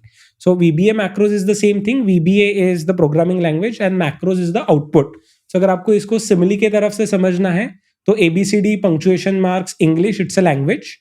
And uska output like article, essay, exam answer, these are the output of that English language. Do you have example of a VBA or a macro which you can show? Sure. So let me just try to find some example which I might have about VBA macros. So one example which we did was automate, जहाँ पे हम लोग ने remove duplicates किए using this particular add-in. Now let me just try to see. So in most of my case studies, like, I always create this, summary index whenever I share any workbook with anyone. As you can see, ये मैंने एक summary table बनाया है. Yeah. So I think this summary table मैंने तो बनाया नहीं है, मतलब this has been done through a VBA macro. So let me just see if I have that VBA macro with me. If So you have to type this code and all for generating. Yeah, so you have to type. So अगर आप add-ins use करते हो तो you can just plug and play. Okay. So you don't require. But like let's say अगर आपको कोई चीज करनी है तो let's try to get this summary index macro online. So create a list of items or summary using VBA macro. So let me just try to find some online macro. I think you should ask this to ChatGPT. Yeah, we can ask. Will we can. better. Yeah. And ChatGPT will give you these codes directly. Yeah, ChatGPT will give you codes directly. So index of sheets. So let me just create. Give me a VBA macro code. Give me a VBA macro code to create a summary or list of all sheets in Excel. So let's see if this code is working or not. So VBA code to get this list of all sheets. So I'm just copying this code. Again, coming to the VBA editor, pasting it. Okay, and let's just see कि यहाँ पे कितने sheets है अपने पास. So we have one content sheets. I think and let me just run it again, F5. So see, index sheet created successfully. Okay. So now this code which we got from ChatGPT and now so this sheet you created now? Now I created now. So I can just click on this. I can go to this. So index sheet thi nahi. Let's delete it. Let's try it again. So again, see, I gave a prompt to ChatGPT. I copied the code. ये सारे contents के sheet ही मैं delete कर देता हूँ, ठीक है? So there are no content sheets in Excel. So I go Alt F11. ठीक है? I go to this workbook. I double click here. I paste the code and I run it. So run. So see, this code is run successfully. Wow. Close this and now all my sheets are run. I can go to any sheets which I want. Nice. So that is the beauty of combination of ChatGPT and VBA macros. Because ये summary तो कोई formula आपको बना के देगा नहीं. You have to do this through VBA only. So this is how you can use ChatGPT to write some prompts and get your job done. Wow. This was very, very interesting. So I think VBA macros crystal clear. Let's go to the next one, which is pivot by pivot tables and all. So what is happening there? And if you can explain through an example. Yeah, sure. So in Excel, so basically what is the concept of pivot tables, or I'll also touch upon two more topics, which is Power Query and then there is something called as Power Pivot also in Excel. Correct. So now, and I think you asked me one more question, which was on text to columns and text to rows. We didn't answer that question. Oh yeah, I also forgot. Sorry. Yeah, so no issues. So let's try to kind of understand that functionality first. Sure. And then I'll just give a quick walkthrough on the entire new dimension to this Excel. So what happens is that when we learn Excel, we think it as custom formats, conditional formats, VLookups, index match, these type of functions. Bit of VBA macros. But then there is an entire new concept in Excel, which is called as a data modeling. Or there is another new concept in Excel, which is called as Power Query. So just to brief on this context, so Power Query is a tool which is an ETL tool. It helps us get data from different sources. We can consolidate that data and we can clean that data and transform that data. So in that context, Power Query is used. Power Query is based on M language. So here in Excel, we use these formulas, right, to do anything. But in Power Query to do something, either you can do some graphical prompts or you can use M language to write something. And then there is something called as Power Pivot in Excel. So Power Pivot is based on DAX language, which is called as data analysis language. So Power Pivot is based on DAX. Now these two tools help you work on large data sets. So let's say you have 1,000, 10,000 rows of data sets. Then of course you can build it on Excel. But Excel cannot go beyond 10 lakh rows. So 10 lakh is the maximum amount of rows which you can have in Excel. But let's say you want to work on 1 crore rows, then Excel as a tool will not help you. But within Excel, you can use Power Query or you can use Power Pivot to work on those large data sets. So to understand Power Query better, you will have to learn M language. And to understand Power Pivot better, you will have to learn DAX language. And these are the two areas which are majority of the people who work in finance industries, they don't tend to use it. But I feel that with the big data coming in, right, we have so much of data dump, we are tracked continuously. So there needs to be a very effective way of analyzing these data sets and make some conclusions out of that data set. So in this context, I think Power Pivot and Power Query will be helpful. And pivot tables तो मैं use ही नहीं करता हूँ, because as I told you, like pivot table is an old concept now. We have a pivot by function in Excel. So in the interest of time, I'll just show you that function. So this is a pivot by function. So again, Control A, help on this function. So we go to the Microsoft support page, and you can see this. Microsoft has, this is my normal pivot table, year, category, product, sales, and rating. And Microsoft has used this pivot by function. And you can see that this pivot table has been created where we have summarized, product wise data using a pivot by function. So pivot tables, again, not very relevant because we have pivot by function, but in some context for basics users, pivot tables are still relevant. And when you use Power Pivot to get the output, you can also use pivot tables. So pivot tables, maybe I'll just show you, like I'll just quickly show you Alt and R. Sorry, Alt from table range. Here you can see in pivot table, there is something called as add to this data model. So this data model is nothing but, this Power Pivot in Excel. So where you can analyze big data by putting the data into a data model. So these are some new functionalities in pivot tables which we tend to ignore, right? जब भी हम pivot table लगाते हैं, हम लोग इतना ही देखते हैं, we have never read this, like, what is this about? But if you have a lot of data across multiple tables, then you can add this to a data model and you can use it. So just to summarize our discussion, so Power Query will help you get data from different sources.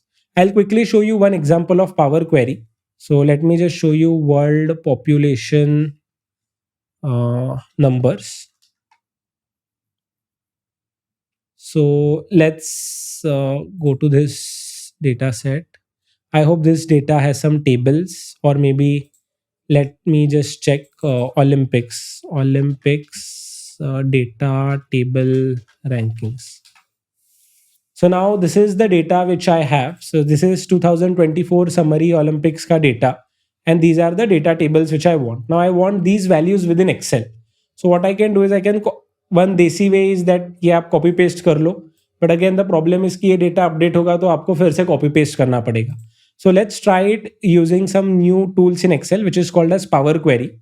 So Power Query is nothing but go to data tab, you get data, and see these are the different sources from where you can get the data.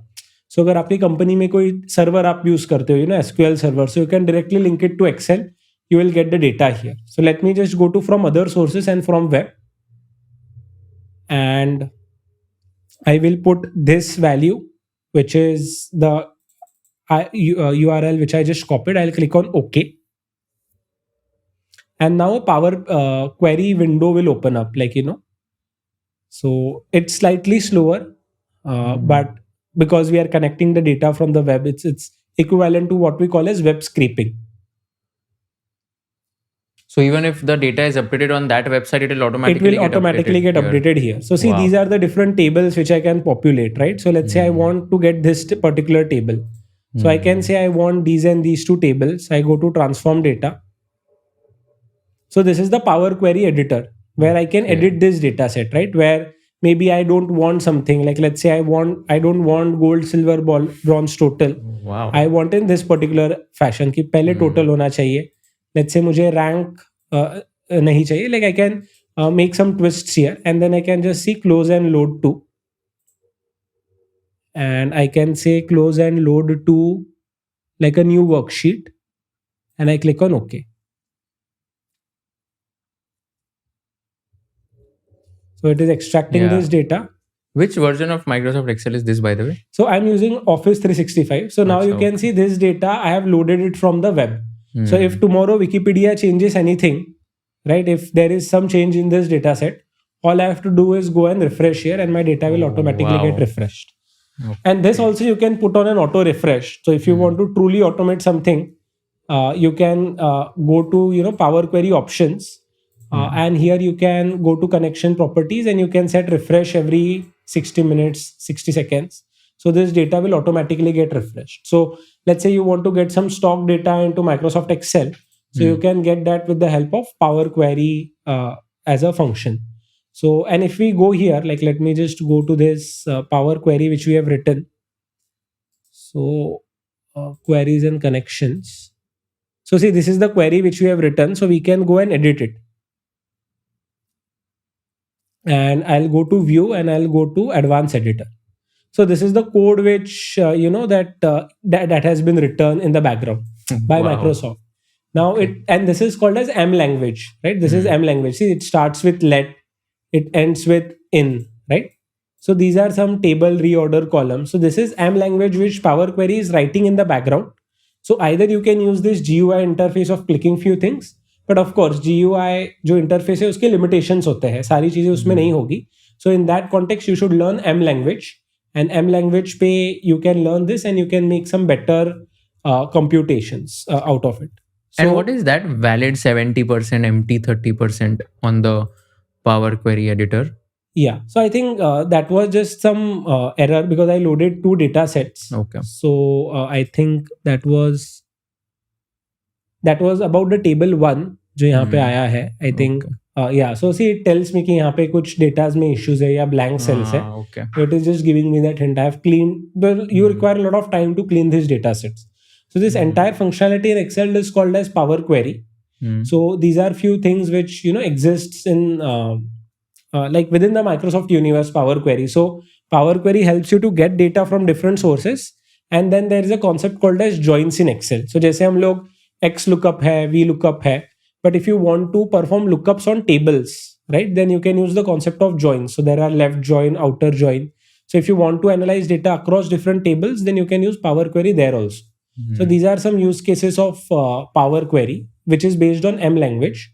And second thing which I was discussing was, see again, I'll show you here. So I created this pivot table which is on 4 million rows of data sets. Now 4 million rows. Yeah, so Excel cannot handle this, right? So यहाँ पे ये, if you see my Power Pivot and you go to manage, so I've loaded this data table which has, like it will just keep on going. So it has huge amount. कितना data है देखो? 28,37,732. 732. Yeah. So I've loaded all this data into this Power Pivot. Okay. So again, I mean, this Power Pivot is nothing but another functionality in Excel which is based on DAX language. So Power Pivot helps you get large data and you can work around it and create summary out of it. So this is super interesting. So इसमें अभी ये जो Power Pivot ये जो है तो ये exactly कैसे लाते कैसे, like how did you get the data here from that 4 million rows? Yeah, sure. So one thing which you can do is either you can directly connect to a source, or we have something here called as add to data model.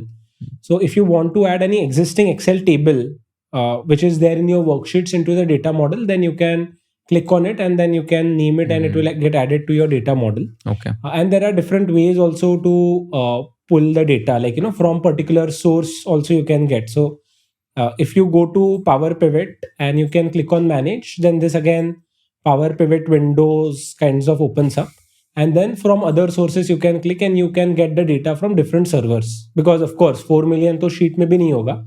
So you can go to manage and from different options you can get the data set. So got it. You get this large data set, you create a pivot table out of it and you analyze. So it is very faster, and second, you can analyze more than 10 lakh rows of data set, which is not there in the traditional Excel setup. So that is the use case of Power Pivot, which is again based on DAX language, and Power Query, which is based on M language, and the standard Excel functions, which are more than 500 functions in Excel, and plus the new functions like like Lambda and all those things. So that is the entire Excel universe which one person should be aware of if he wants to say that he's an advanced Excel user. Got it. And pivot by was the thing which you showed earlier. So pivot by, so as I told you, these are the new functions which are launched by Excel. So pivot by is a new function which has been launched by Excel, which is an alternative to pivot tables. Okay. So pivot by ho gaya, group by ho gaya, lambda, map, filter. These are all new functions which have come in the last 2 or 3 years. So you wouldn't recommend anyone to use pivot tables anymore? So frankly, I say this, like I work on Excel for 8 hours a day. That's my day job. But I never use VLookup. I never use pivot table. So it's not necessary. If you use modern Excel, then most of the things can be done by the alternatives. Okay, fair. Let's go to the next part, which is flash fills, goal seek, and also can you explain through examples how to use them? Sure. So I have one very interesting example which can help us understand goal seek. So let me just go to this particular example. Like, let's say we are taking an education loan.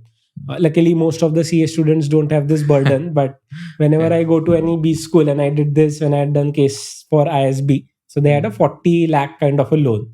So if they take such a huge loan and they want to compute an EMI in Excel, so how do you compute EMI in Excel? So again, EMI is a business term, equated monthly installments. Uska koi meaning nahi hai. But if you see from a mathematical perspective, then EMI is nothing but a concept of annuity, right? It's just a series of payments. So in Excel, there is a function called as PMT. So you can use PMT function to compute an EMI in Excel. So again, in this particular case, my rate would be 8%, but this is per annum. And EMI is a monthly metric. So I'll divide it by 12.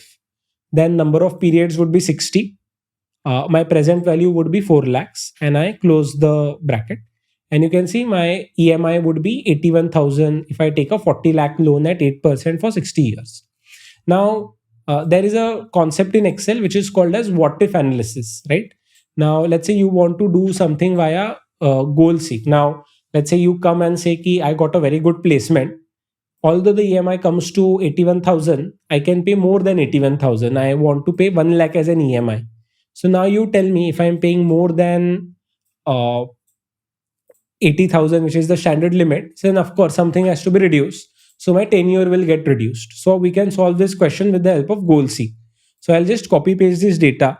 And just one thing, I don't like any negativity. So I'll just convert this EMI amount into positive amount. Basically, how Excel works is that it gives you negative value of, like, if 4 lakh is an inflow, then 81,000 is an outflow.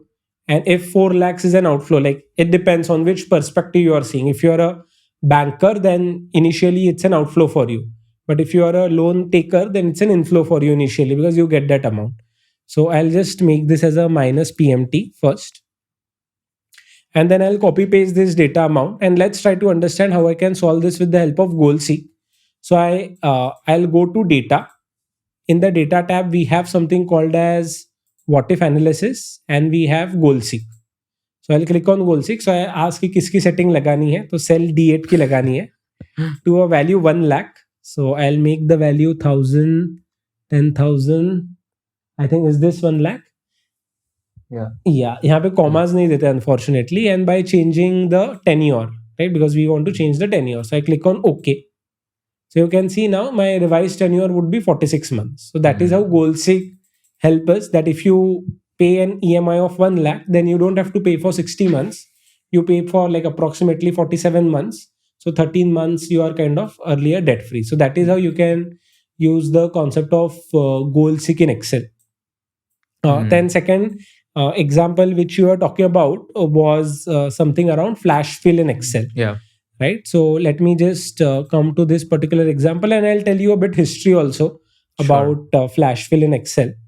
So again, these are the three. So I'm just generating email IDs. So these are some fictional names. These are their designations and department. So what I did was I want to create the email IDs. So my nomenclature is simple: name dot surname @huli.com. Huli is again a fictional company. If you watch Silicon Valley, I'm a big fan of that TV series. So now one way you can do is, you can use the combination of left, take the name, then use and, then take a surname, then concat, very complex thing.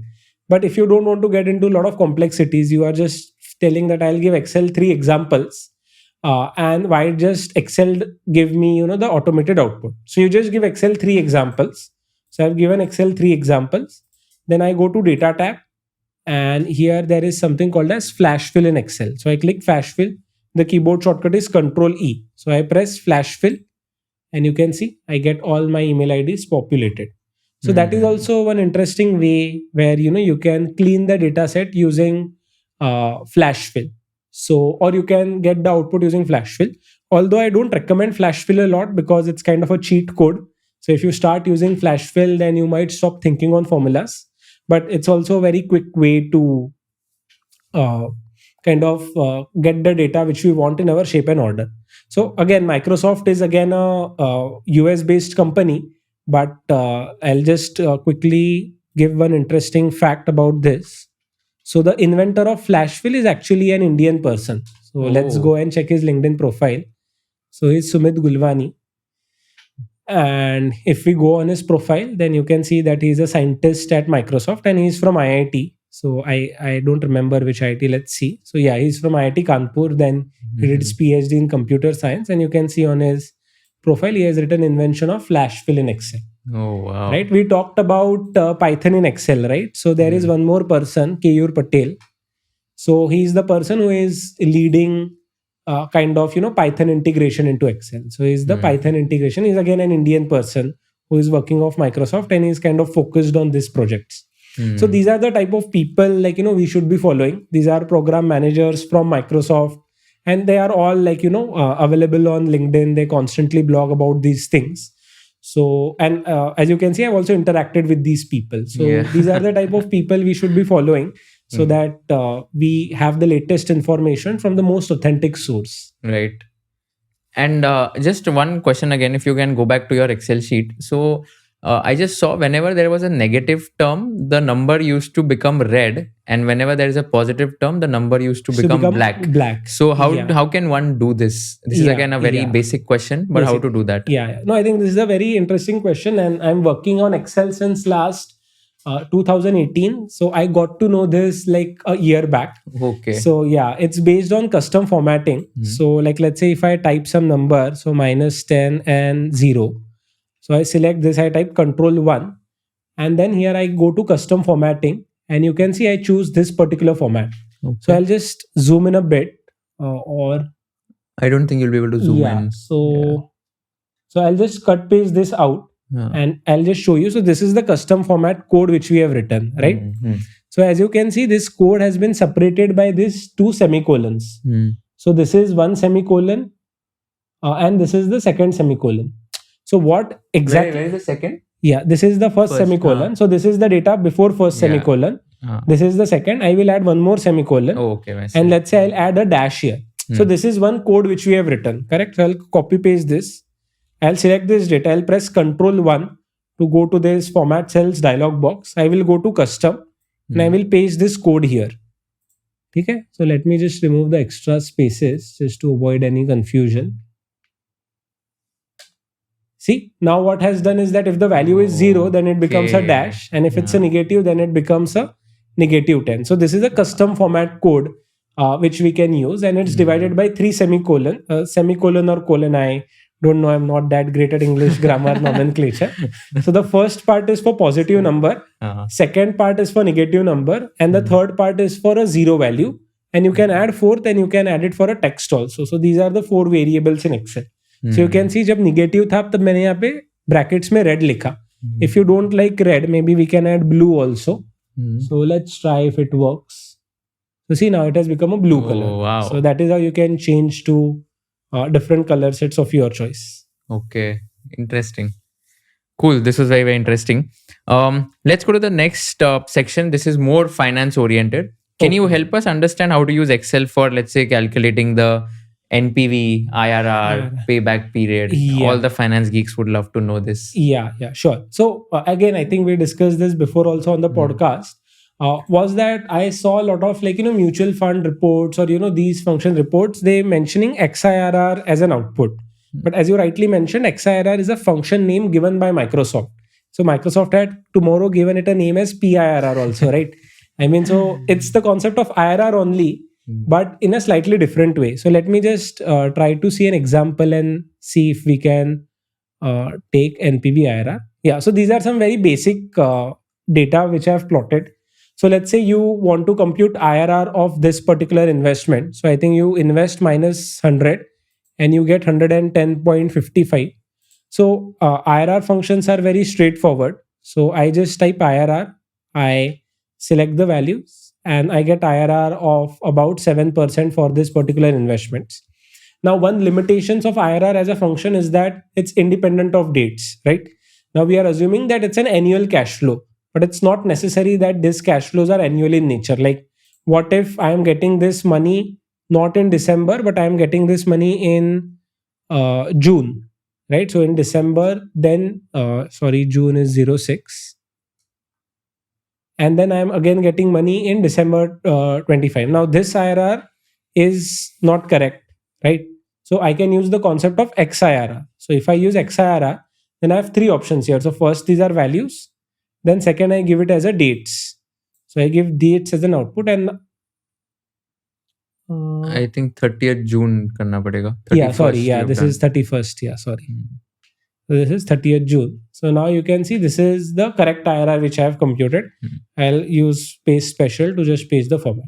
So this is difference between XIRR and IRR, where you can use the two functions to simultaneously get the values. So what did you do here exactly? What did you paste? Yeah, so I just so this was looking very weird. So I just did a Control C, Control Alt V, and I did a format paste. Okay. So I get the exact same format below. So this is the difference between IRR function and XIRR function, and same thing goes for NPV function also. But there is one bug in NPV formulas, Excel NPV formula. So when you choose NPV as an Excel formula, and again, like, this is about talking about Excel, we kind of, revert it ki arey perfect software hoga, but there are some mistakes in Excel also. So while making the NPV formula, what Excel should have done ideally is that we should have selected the entire cash flow together. But when we have to write an NPV formula, what we have to do is we have to just select the positive value. Like, this is not technically an NPV. In NPV, you should not take the initial cash outflow. So this is like see here also it's returns the net present value of an investment based on discount rate and a series of future payments which are available. So jo initial cash outflow hai, that you should not consider while putting the NPV function. But while putting the XNPV function, you can select the entire array. So that is one small tweak we should keep in mind while using the Excel NPV function. They have done, so NPV is sum of present value of future cash flows plus the initial outlay, right? That total is NPV. But while Excel coding it, उन्होंने NPV किया तो sum of present value of cash flow is ही रखा. They did not take the initial outlay into consideration. So that we have to add separately while using the Excel NPV formula. Got it. And what is the DV here, which is mentioned in the Excel sheet? DV is just the discount rate which I have discounted value. कहाँ पे दिखा? Oh, data validation. Okay. Yeah. Achha, so this is just a data validation as a concept. So again, I'll just kind of explore on that also, data validation as a concept. Like, let's say I want to take age as an output, right? Now it can happen, someone might write -5 here. Age cannot be -5, right? Or someone might just write 20, like, 20 here. But again, I don't want all these inputs to flow here. I just want a proper number here. So what I can do is I can go to a data tab and I can do data validation. And in data validation, I can give a definition here. Like, you choose a whole number only. And that should be between, like, let's say 18 to 90. Correct? So this becomes a data validation now. So if I try to type 4 here, Excel will not allow me to type 4 because it will only accept values between 18 to 90. So let's say if I put 25, it allows. If I put 91, it won't allow. So that is the concept of DV, data validation in Excel, which helps you restrict the users from putting in the wrong information. Got it. I see, like, similar to data validation and the ones that we discussed earlier, like the basic concepts in Excel, are there any other like 2-3 formulae or some things which will help people understand कि हाँ इतना ये basic तो पता ही होना चाहिए. मतलब if I'm doing Excel, using Excel in my day-to-day life, ये 2-3 functions तो मेरे को मतलब पता होने चाहिए so that I can expedite my Excel efficiency. ऐसे कोई है? Yeah, so I think to discuss about those, I think few important things which every Excel user should know would be, I think, some shortcuts related to sorting and filtering the data sets. I think they are very important and every Excel user should be knowing. Okay. So like, let's say this is our data set, right? So if you want to apply filters to this data set, you put Control-Shift-L. It adds a filter, correct? You press Alt and down, it opens up this dialog box. You press E, you directly land to the search box. If you want to search about HR, type HR, the data is filtered. Correct? If you want to sort this data, you press Alt down, you can sort A to Z, Z to A. So this is very important. You can add some number based filters also, like numbers greater than 50,000. So it will show you only values which are greater than 50,000. So I think sorting and filtering the data is something which is very important, which every Excel user should know. Second functionality which every Excel user should know is the pay special dialog box. So like let's say I have some values, like let's say I have 5 lakh here, and let's say I have written 10 lakh here, and I want to convert these values into millions. So basically I want to divide these values by 10 raised to 6. So one very important pay special shortcut is you press Control C, you select the data, Control Alt V, this pay special dialog box will pop up, and here you can simply say like divide. So value and divide. So this will divide these two values by 1 million. So abhi jo numbers hai, those they got converted into. एक minute. No, because I think international system है, so you'll have to do. Okay, yeah. I think this commas ये Indian yeah, वाले ना. हाँ, commas ये Indian में हो गए. So yeah, that's another good point.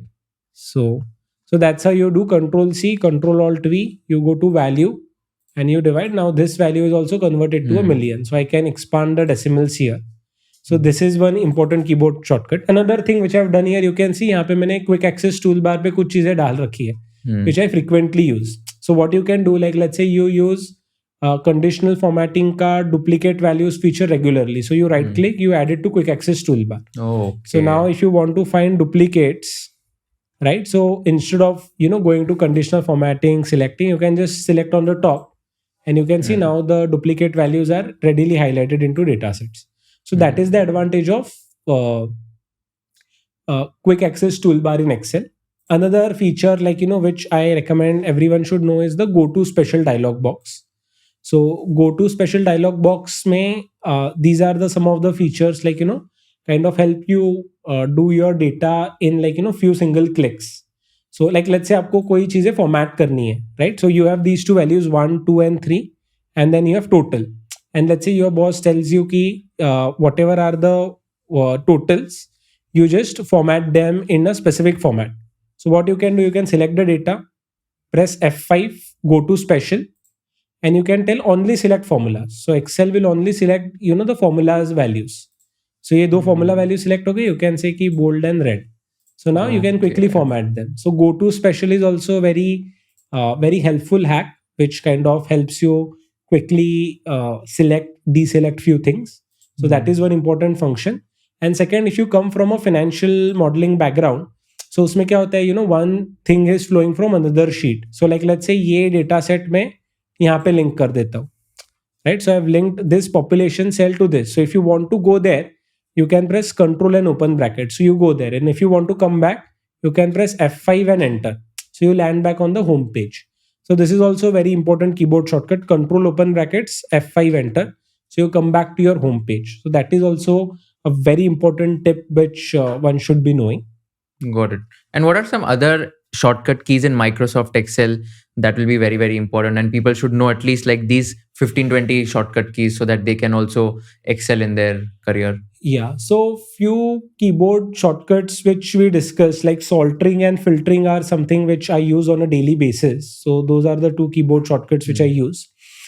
Second keyboard shortcut is about the paste special dialog box which we just mentioned, which Control C, Control Alt V. That is very helpful. Another one very important logic which people should keep in mind is the concept of Alt key. So what happens is that when you press Alt key, you can see now everything on my screen gets activated. Then you can go to, like let's say I go to Alt R. Now I'm in the review tab, correct? And I can say Alt RB. So it shows me the workbook statistics.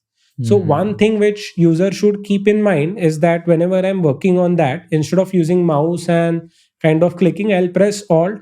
I will see what toggles are being accepted. Like, let's say I want to add grid lines. So Alt W and then VG is the shortcut, right? So VG. So just bear in mind that Alt key will give access to me a lot of shortcuts. And then whatever is your day-to-day use. See, not everyone will use everything. Like I use data validations a lot. So I know it's Alt DT. So data table a lot. So Alt DT is for data tables. So I use in modeling, you require data tables a lot. So I use it. So if you need data validation, then the keyboard shortcut is Alt DL. Correct? So you can use this Alt based keyboard shortcuts. Like let's say you want to rename a sheet. The keyboard shortcut is Alt HOR. So you can use Alt HOR. So my just suggestion would be to just follow the trail of your Alt commands, and whatever you use on a daily basis, then just start using it frequently. And after like 15-20 days of practice, it would be on the tip of your fingers. Actually, I use Alt HFP a lot, which is format painter. Okay. Alt HFF, which is basically changing the font of the text. Okay. Alt HFS, which is changing the font size of the text. And filter के लिए I use Alt AT. Alt so, AT. उससे I think वो filter भी हो जाता है. Correct. Yeah. So the one thing to remember is that Alt sequence में you have to press it in sequence. Yeah. So first press Alt, then A and then T. Yeah. I use Control Shift L. So again, एक ही चीज के लिए 2-3 shortcuts available. But since I mean I used to use this in articleship time and इतने बार use करते थे तो वो याद हो जाता था. जैसे I still remember conditional formatting में duplicate values को highlight करना है तो Alt HLHD. So ये मैं इतना फास्ट हो जाता था Alt HLHD and then तुरंत वो पिंक कलर में duplicate values highlight हो जाते थे. So I think ये तो मैं फटाफट ऐसे memorize करके कर देता था. Yeah. I think it's there is no secret hack to it. It's just that you practice it on a regular basis. Yeah. And then you get used to it. Yeah. Also like spending some time on data visualization as well. तो इसमें how to like present a data in Excel in a very presentable format. Presentable. Yeah, correct. So as I told you, Excel के first crux of the Excel is to make some quantitative decisions. And for that, first step is to analyze the data. And second is to present that data in a better way. So of course, now for visualizations, we have different tools like we have Power BI, Tableau, and they give us better visualizations. But two things where Excel really stands out now is one, because of Python in Excel.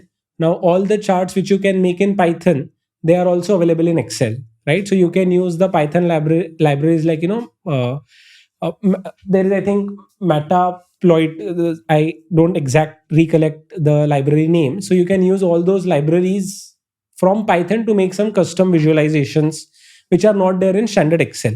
So that's the way of visualizing the data. I have one small case study which I would like to present. Sure.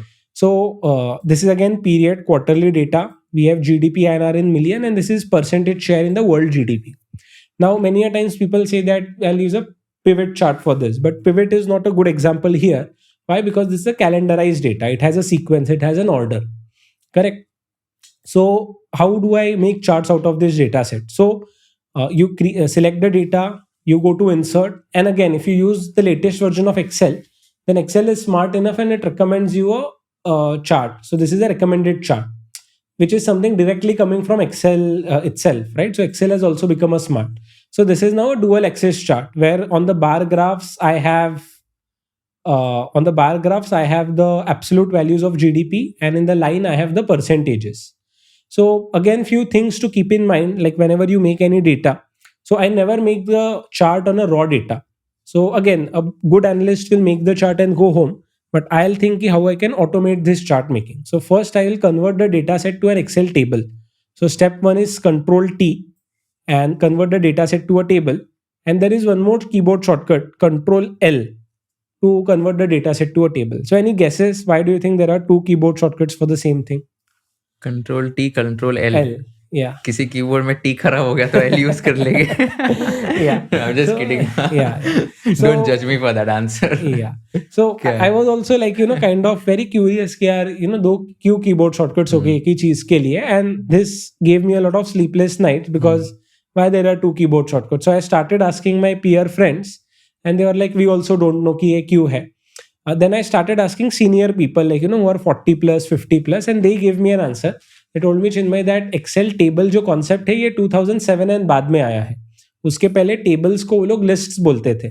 So there was a concept of lists in Excel which got like rebranded, reclassified, repackaged to a concept of table.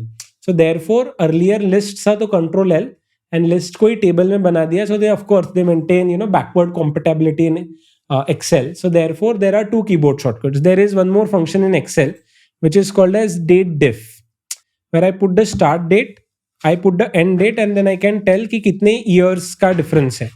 So this is a difference of 2 years, right? If I want to understand कि 2 years and कितने months है, So again, I can use this same. Yeah. So one more keyboard shortcut which I want to discuss. If you press Control and double quotes, then जो ऊपर formula है ना वो same formula नीचे copy हो जाता है. So Control and double quotes, you can see the same formula has been copy pasted. Now here I don't want to know कितने years है. I want to know how many months after the years.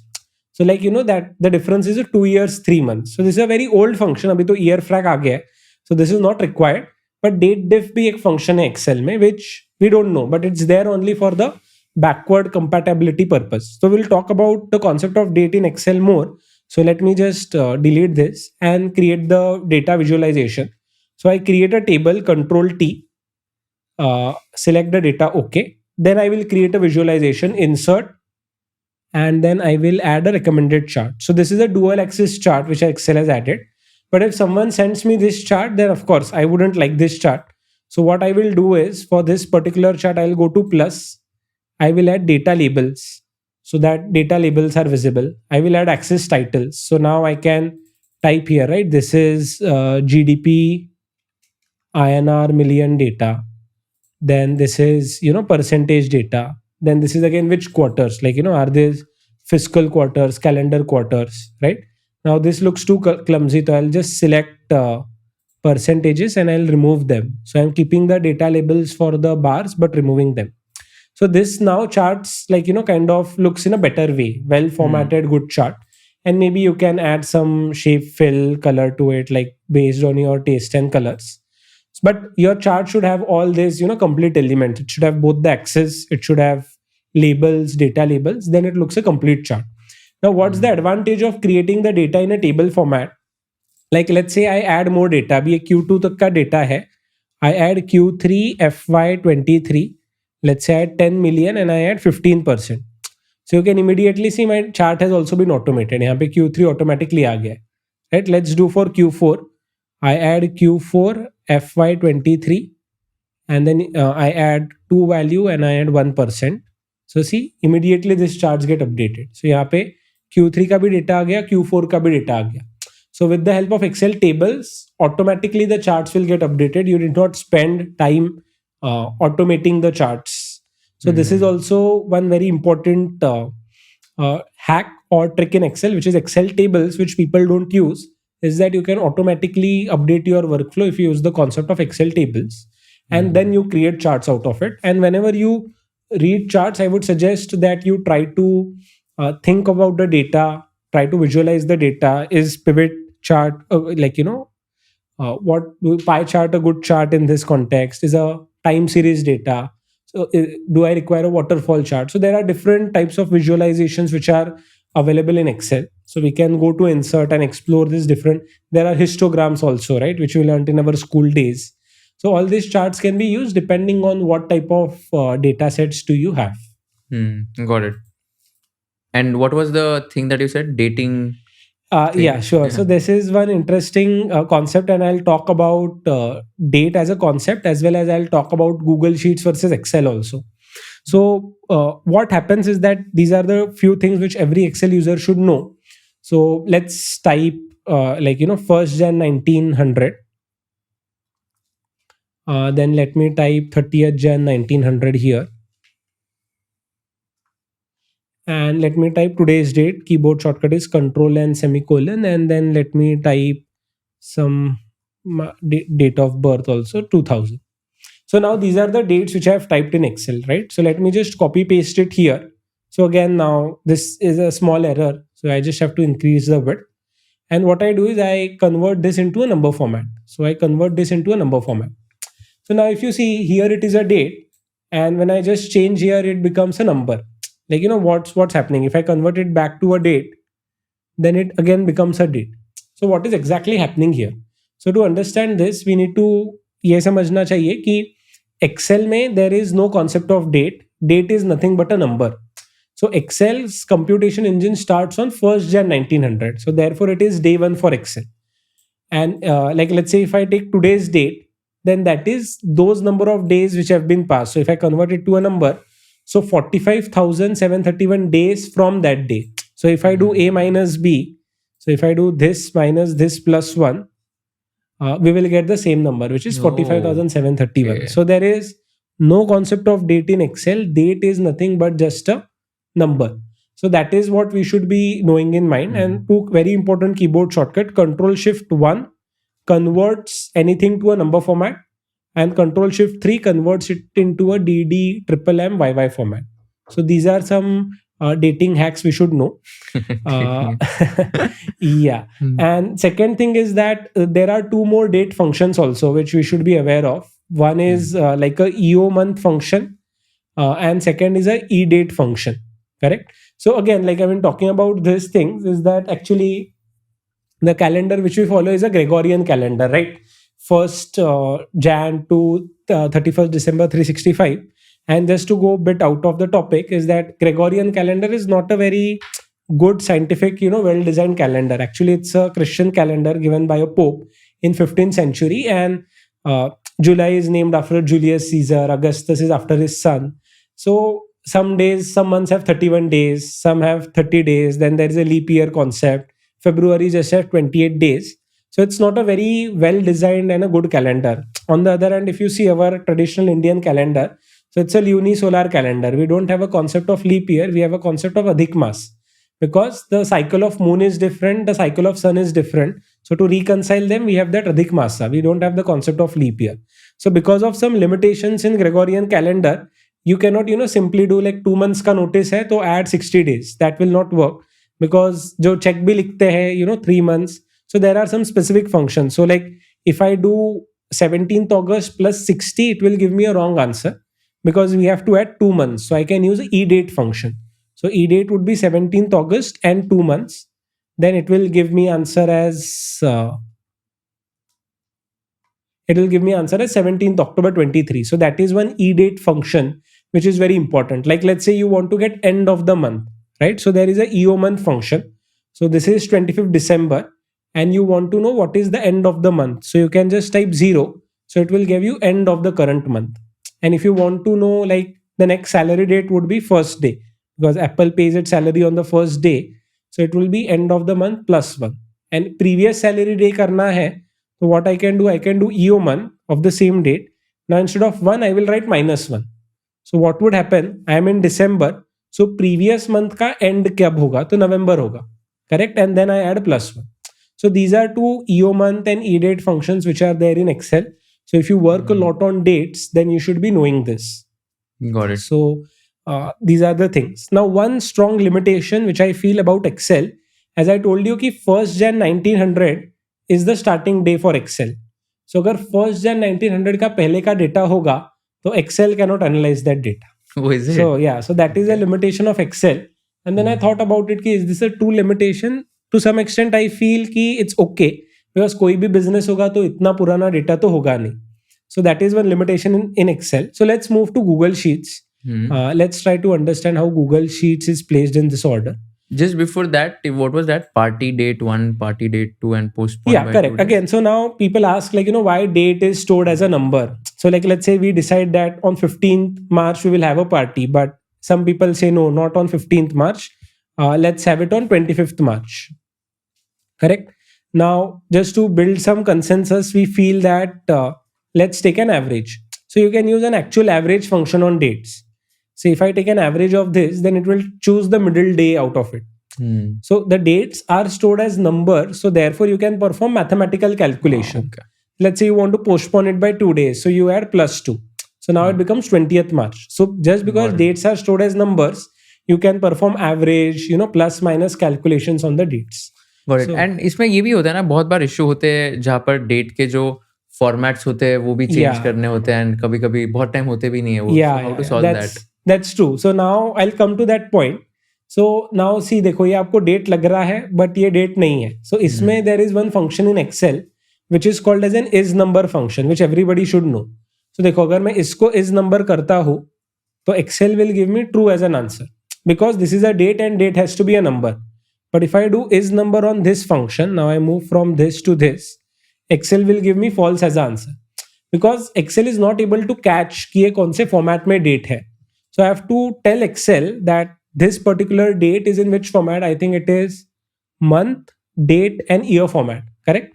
So here I can use the concept of text to columns. So again, the keyboard shortcut is Alt A E for text to columns dialog box. You click on next, next, and यहाँ पे आप Excel को बताओ कि this is in a MDY format, right?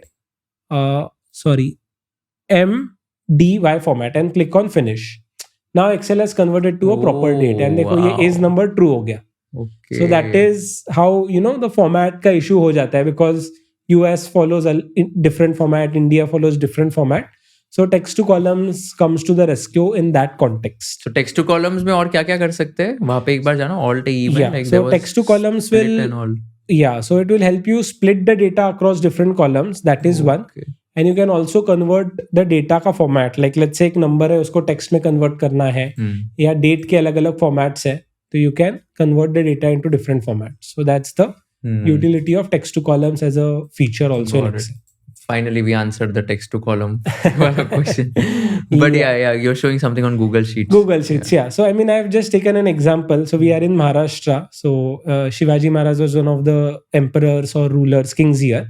So let's take his date of birth. So it was 19th Feb 1630, and this is 3rd of April 1680. So this is before 1900.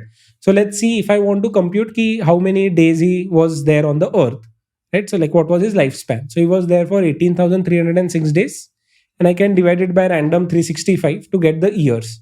So he lived life for 50 years.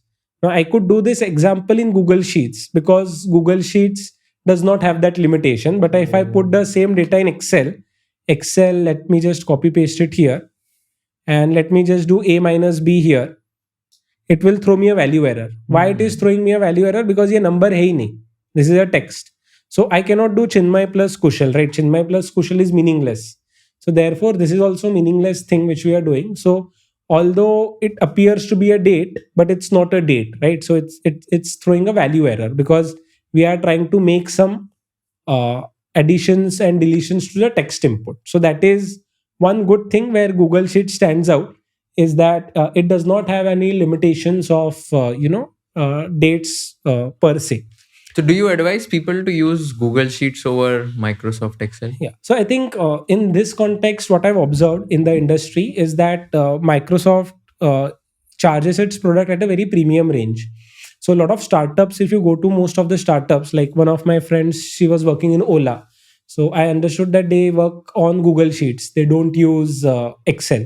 So if you are targeting a role where you have to work in startups or small organization, then you would end up working on Google Sheets. If you are coming to an established organization, like let's say MNCs or there you will work on Excel. So these are the only two tools which are very popular in the industry.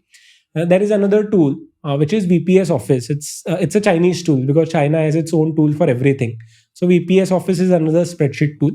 What I recommend personally is that if you have very basic work and you need a lot of collaboration, like 10 people want to update the same data, in those contexts Google Sheets is better. But if you have heavy data, if you need VBA macros, you need Power Query, you need Power Pivot, you need Lambdas, then in all those contexts, Google Sheets, all that context, Excel is much better tool. And the portability is very easy. Like it's just that if you learn Excel अच्छे से, then within 1 week you can learn Google Sheets. If you learn Google Sheets अच्छे से, within 1 week you can learn Excel. So whatever tools you are learning, एक ही tool अच्छे से सीखो, and depending on आपका organization क्या use करता है, आपकी needs क्या है, you can change the tool.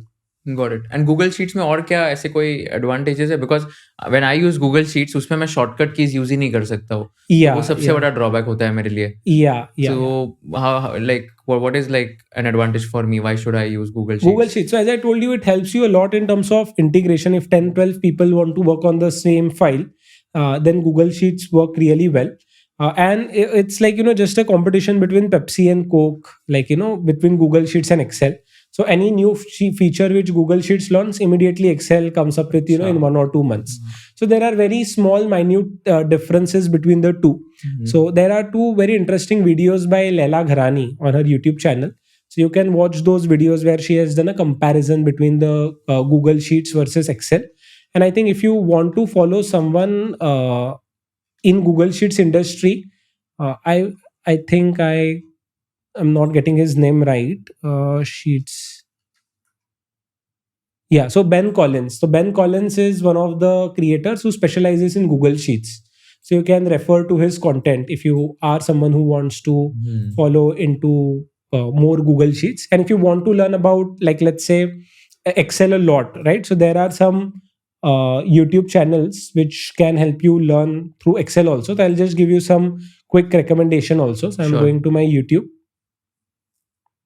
So one thing I've done is that I've kept my search history off. So Okay. it does not give me any recommendation. So one person which everyone should follow is Bill Jelen. So Bill Jelen is known as MrExcel.com. And if we go to his videos, and let's do one thing, let's sort oldest to newest, oldest. This is 18 years ago. So he's making content on Excel since 18 years. And I don't know how many videos. He has 2.5 thousand videos on Excel. Wow. So he's considered one of the pros in Excel. Another person whom I love his content is Mike Girvin. So Mike Girvin is also amazing. Excel is Fun is his YouTube channel. He's also an amazing content creator. He has 3.7k videos. So even if you go to his channel oldest, so he's also making Excel content since last 17 years, and he has about 1 million subscribers. What is the most popular video of these guys? Can you just click on that popular one? Popular, yeah. I'm just seeing which one. Excel for accounting formulas. 5.4 million. Excel for accounting formulas, VLookup and index. Yeah, we've discussed all these things. yeah. And there is one more content creator. Like, she has the largest YouTube channel, Leela Gharani. The name sounds Indian, but she is from Hungary. Okay. So she is also one of the content creators, 2.8 million subscribers. So you can also follow her. She's also amazing content creator in terms of Excel. So these are the three people with the largest and the biggest reach in the Excel universe, and we can follow them to learn few things from them. So coming back to Excel versus Google Sheets, so I think in this context, like, Google Sheets has some advantage, right? So it's very similar tool, nothing different. It's just 1 week of learning period. You just get used to that software, and once you start forcing yourself, I'll use this, you would be able to learn this. But Google Sheets, of course, cannot handle large amount of data, which Excel can do. So in that context, I prefer to do all my work on Excel. And plus, it's that we work on a Microsoft environment. So you require integration with Teams and Outlook. So in all that context, Excel performs much better. So therefore, I use Excel more, and I don't work a lot on Google Sheets. इसमें I think shortcut keys अगर add कर दे तो this will also become very good. I don't know why shortcuts are not there. Shortcut keys. So there are some shortcuts of by Google. It's just that I think it's more about a practice thing. Because we are so used to Excel, right? We don't kind of force ourselves. So if you see here, there are some keyboard shortcuts here as well. Okay. Editing and menus, but it's just a practice thing. But वो वाले alt वाले नहीं, I think, right? Yeah, I guess all keyboard shortcuts are not there. Yeah. Got it. Very interesting. Cool. I think this is also super insightful. One thing which I wanted to ask, which we I think did not discuss. So what's the exact use of conditional formatting in Excel, and how can someone leverage that in order to stay efficient in MS Excel? Yeah. So conditional formatting is, so there are two. So as I was coming to that, I think dating tips would be a good example to conclude that particular topic. So as I told you, this is a number format, right? And then this becomes a date format. So these are custom formats in Excel. You press Control 1, you land to a custom format. You asked me how do you color negative values red, positive values blue. So all those things are possible in custom format. But if you want to make some format based on some specific condition, in those cases, you can have conditional formatting. So like, let's say you have an array, and like, user has to put inputs, but he has forgot putting any inputs to the data set. So you can just tell them, like, that all the blank values will have a specific color. So the user knows that, specific place they have to add values. So conditional formatting is more for graphical user interface, where you can set some data sets. And also, like, if you are presenting some data, like, let's say here we had some data sets. So if you want to present that particular data, then there also you can add some conditional formatting. So let me just come and just picking up some random data set. So I'm just selecting this data set. We can go to conditional formatting. We can add data bars. So this is just a better visualization, right? These are Okay. small numbers, these are bigger numbers. And how do you add that? There's also a line chart, no? After every cell, वो भी कुछ करते आता है ना? Yeah. I think that's one hack. I think that's one. I think that's a hack which usually people do. It's more for visualization. It's there are some specific requirements to be done for that. So I don't usually do those type of formatting. But yeah, you can. There is one way to create one small chart within a cell also. So that can also be done. Got it. Then you can add color scales also here, right? So these are green and yellow. It kind of shows a trend, especially if you want to show how your output is looking like. Then all those things are possible through conditional formatting as well. Got it. And there's also this Monte Carlo simulation in Excel, right? What exactly is that and how to use that? Any idea on that? So unfortunately, in Excel, you cannot do any simulations. So that is one of the limitations for Excel as a software. But as I told you, Excel is integrated with Python. So maybe there are some libraries in Python which can help you do simulations. Or second, there are some add-ins. As I told you, VBA Macros hai, right? So there is one add-in which is called as an Atrix add-in which I use. So if you load kind of this add-ins, then you can perform some simulations in Excel. So see, there are two ways to data modeling or business modeling. One is, this is an add-in which you can use. At the moment, I'm not sure if I have the license credentials with me. But then there are different add-ins. So here you can perform some iterations and simulations. So here you can perform some simulations. So you can simulate the data. So you can use these add-ins, which are VBA macro based add-ins, where you can perform some simulations into Excel.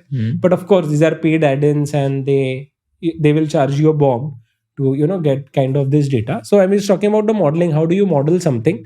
So one is that you take a growth rate 5% and you खींच दो 5% for the next 5 years.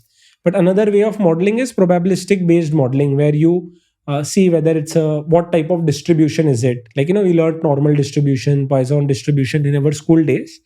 And then you can use those distributions to kind of do a forecast.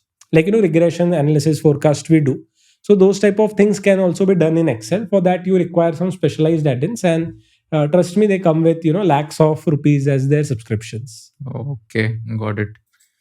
And if let's say my manager is reviewing the work which I've done in Microsoft Excel, in Microsoft Word, I think it's an easy way where you can review and track changes. You can use that option. Yeah. Is there something similar in Microsoft Excel? Yes. So what has happened now in Excel, there are two more good additions which have happened in Excel. One is not Excel per se, but Microsoft have done it. One is SharePoint and one is OneDrive, right? So what you can do is now multiple people can also work on the same file. So if I share this file with you and if I give you an edit access, then both of us can work on the same file at the same movement. So that is also possible through SharePoint. And as you can see here, there is something called as show changes here, right? I have not uploaded this file on OneDrive, but if I upload it on OneDrive, then Excel will also kind of, show me the changes which have been made to this particular book. At the moment, it is hidden. But if we go on this particular feature, then it will also help me show or track some changes.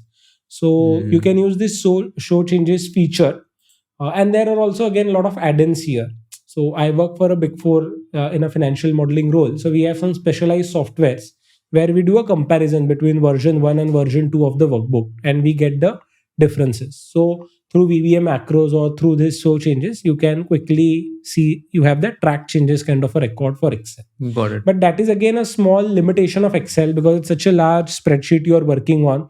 And that's why Excel, people don't tend to prefer it because you don't have an audit trail while working on Excel. So that is a limitation of Excel as a software, where an exact change log is, not always maintained or can be easily audited.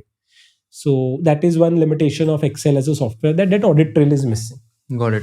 And ऐसे कभी हुआ है, like let's say if a person deletes the Microsoft Excel file by mistake, is it possible to recover that? Yeah. So as I told you, so in computing, delete ऐसे कुछ होता नहीं है. So even there are softwares like Rikuva and all where you can recover the deleted file. So there are some softwares outside Excel which you can help retrieve to retrieve the deleted files. for Excel, as I told you, now we have a concept of SharePoint and OneDrive. So what happens is that I'm not sure if this is visible, but what you can usually do is that you have a version history when you work on Excel. So let me go to info. Yeah, can you see here version history? Yeah. So although I'm working on this Excel keeps storing versions every 10 minutes and 15 minutes. So either you can go to version history and you can pull out the previous version which you're using. So all these combinations are possible because Excel has now been, part of a SharePoint and a OneDrive by Microsoft. All kind of got a very good boom because of the COVID work from home culture. And now everybody uses SharePoint very comfortably. So 2-3 people can work on the same file. You can use the concept of version history to get to the previous versions as well. Got it. Interesting. And since you've worked with so many companies and since you've also taught so many students and taught at a lot of B schools, आपके हिसाब से like employers जो है, what are like some questions they are asking regarding Excel to the candidates, and which are like some questions which candidates should prepare about Microsoft Excel so that they can ace their interviews in your experience?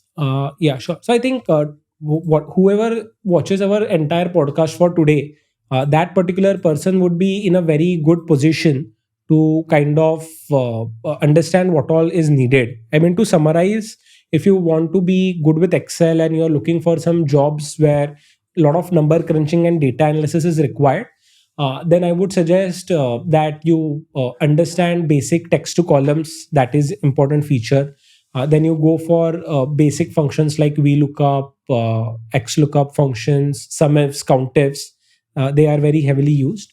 Then know a bit about custom format, conditional format. They will be helpful. To utilities, go to special, paste special dialog box. They would be helpful. And if you just want to scale up a bit and perform slightly different from the crowd, then you can learn index match, XLookup, filter, a bit of VBA macros, a bit of Power Query. And one tip which I tell people is that when you write in your CV, you don't write advanced Excel. See, advanced Excel is a label. It has no meaning, right? So always define what you know in Excel. So whenever I see a CV with advanced Excel, I don't get the clarity whether the person knows anything. And one more joke which I had cracked on LinkedIn long day back is like, don't put basics of Excel on your CV because it's equivalent to putting Maggie as your cooking skills. So basics of Excel तो अभी ChatGPT कर देगा, तो वो करके मतलब नहीं है. So advanced Excel में you write what you know, like in the bracket you write that VBA, Power Query, and also create a separate section on your CV where you say project portfolio. So you take some case studies where you have built in some automations and you show that this is my project portfolio and these are the 10 cases where I've automated something using Excel. So if an interviewer sees your CV, he sees a project portfolio, he sees those 10 cases and all are linked to your, like let's say your Google Drive. So you can go and click and he can see the output. Okay, this person has built this model. He has automated this. Okay, this is his VBA code. Then instantly you get a job. So I was interviewing with one Big Four many days back and they asked me, do you know VBA macros? So I did not tell them a yes or no. I told them, it was an online interview. I told them that I can present some of the macros written by me. So I immediately hit Alt Tab. I showed them the VBA macros which I had written and immediately same day they rolled out the offer. So that is the impact which creates when you demonstrate something vis-a-vis you verbally speak something. So I think that is very important, that demonstrate and be very detailed of what you know within your knowledge skills, and also don't have an impression that you need to have a lot of advanced knowledge because when you are an analyst, you are in a 0 to 2 years category. So it's not that people are looking for a very Lambda level, Python level knowledge from you. They are looking for basics knowledge only. So play on that card that I come in that 0 to 2 years work X category. I know the basics and few advanced functionalities very well, and I am ready to get joined as a fresher. And if you are looking for a specialized job, then of course you need to know all these things. But keep that mind also, a fact also in your mind that what type of role are you looking for, how much Excel is required in that role, and are you well equipped to do that? So that is one thing. One very good trick which I do is that I reverse engineer from the job description. So I collect job descriptions of the roles, वो मैं पढ़ता हूँ, and उसमें जो भी words है and उसमें जो भी things उन्होंने लिखे हैं कि these are the skill sets which are required, I try to prepare myself based on those words. So then when I go for the interview, I know what this interviewer specifically requires. Got it. Interesting. And are you using AI tools in Excel as well? Yeah. So, actually, I wanted to demonstrate that today, but because the Copilot subscription by Microsoft is at 25,000 rupees, I'm not able to procure that. But one good thing which Microsoft has done is that they have used Copilot and integrated with Excel. So, therefore, what has happened is that you can use Copilot within Excel and you can do a lot of AI work. And there are also add-ins also, right? So let me just see if that I can see that add-in. Yeah, or I had written a LinkedIn post long day back. So let me just go to my LinkedIn profile and try to show you the exact use case of where AI would be very helpful. Wow, 57,000 followers. Yeah. Guys, if you want to know more about Excel, please do follow Chinmay Amte on LinkedIn. Apart from the 3 YouTube creators, there is one LinkedIn creator. Yeah, cool. So this is the use case which I wanted to demonstrate. So like, let's say you are an analyst and you have been given call transcripts, right? So this is transcripts from the dump. And these are the people who have kind of, given an introduction about them, about themselves on the call. So see, I have just given a lot of tweaks here. So you can say that, hey everyone, I am David. How's it going? Allow me to introduce myself. I am Dr. Kapoor, but please call me Priya. Right now, from here, you need to get the full names. Like, let's say your boss has asked you, okay, this is the call transcript we have got. Why don't you give me the list of people who had attended the conference? Now, आप कोई भी use कर लो, left, right, min, text join, lambda. You cannot solve this question without the capability of generative AI because there is no sequence only, right? I mean, see this. I am Dr. Kapoor, but please call me Priya. He is saying my name is Aisha, right? Then he says, hum hai seedhe saadhe Akshay, right? So it becomes very difficult for any Excel function to get this data. So I'd use this function called as AI.extract. Now it's again a ChatGPT based function. You can see here, ChatGPT for Excel is there for me. Acha, there's an add-in. ChatGPT for Excel. I had a subscription. It got expired. So I don't have it at the moment. Hence I cannot demonstrate. But you can use this AI.extract function. And you can just tell them give that this data is in English and just prompt it to the names, so it will pull out the names for you, right? So that is the beauty of AI as a function. Or like, let's say you got 1500 YouTube comments on this video and you want to categorize them, what are positive, negative and good comments. So now again, no Excel function can do this, but you can use this AI based functions as an add-in, and then you can quickly tell them classify these 1500 comments into positive, moderate and bad. So it will quickly do that. So those type of possibilities are there now because of Copilot and this ChatGPT based add-ins. But of course, AI comes at a very super cost. So you'll have to like shell a lot of 2,000, 3,000 rupees per month to get access to these kind of features. Of course, like with time, it might get cheaper, but at the moment it's very expensive. And I did a basic Excel workshop with one of the B schools. Like I go to Mumbai University, and every case study I put it in ChatGPT and I told it, can you give me that output? And most of my basic case studies, ChatGPT directly gave me the answer. So without even using Excel, like क्यों Excel use कर रहा है ना, मैं ChatGPT में डाल देता हूँ, ChatGPT को ही बोल देता हूँ sort करो, ChatGPT को ही बोल देता हूँ filter करो, तो ChatGPT is able to do all those things. So at least at the basics of Excel level, I think I tell this to my students when they don't study. I tell them that I'll recommend employer कि ChatGPT का premium subscription खरीद लो, इस students को placements देने की जरूरत नहीं है. Just to motivate them, but that's an actual risk. A lot of these works are being kind of handled by AI tools as well. Got it. Yeah. Very interesting. And apart from ChatGPT, there is no other AI tool built for Excel, right? Or others? I think there must be few tools which are there, but I feel what I've seen is that these add-ins these are more than enough. Yeah. Got it. Then there are some functions by Microsoft Excel as well. So there is one Microsoft Garage project. So there is a labs. Let me just show that to you. So Microsoft Garage project. So Garage project generative AI. So yeah, Excel Labs. Excel Labs is an add-in which is from the Microsoft itself. So you can use Excel Labs as an add-in to use the advanced formula environment And again, this is the labs.generative AI function. So you can use this labs.generative AI function to kind of use an AI based function within Excel. So this is a function. For this, you have to download this Excel Labs add-in, which is from Microsoft, and they can use it. But again, this also has some blocked features and you have to pay. So these are some of the things. Two more new features which are there in Excel, and I'll cover this case study. Sure. Is that there are some new data types in Excel. Like let's say I write Mumbai, right? Here I write Mumbai because we are recording this podcast in Mumbai. I go to data and now I tell them that this is a geography. So I tell Excel that this is a geography as a currency. Then I select this. Now I can ask, like let's say Mumbai ka population kitna hai, right? So it gives me the answer. This is the population of Mumbai. I ask them, can you tell me what is the image of Mumbai? So it will give me an image of Mumbai, right? So this is the image of Mumbai which it is given. So this is one interesting feature in Excel. Again, like one very interesting feature, you can type company's name. So let me type Infosys. So again, I go to data type. I tell them this is a stock. Right? So now this, it asks me ki kahan se hai, because Infosys ke ADR bhi hai, right? So let me just check National Stock Exchange.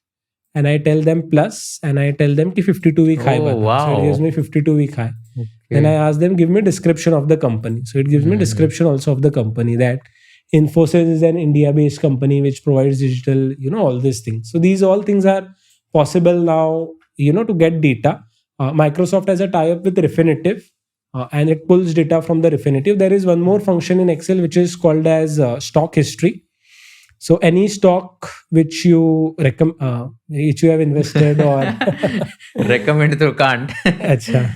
But invested to काफी सारे. Yeah, take DMart. Let's take DMart. So I'll go for stock history. So this is the stock. I'll have to add some start date and end date. And let me add some start date here. Or 24, end date is this. You can see I get stock prices of DMart from this is so cool.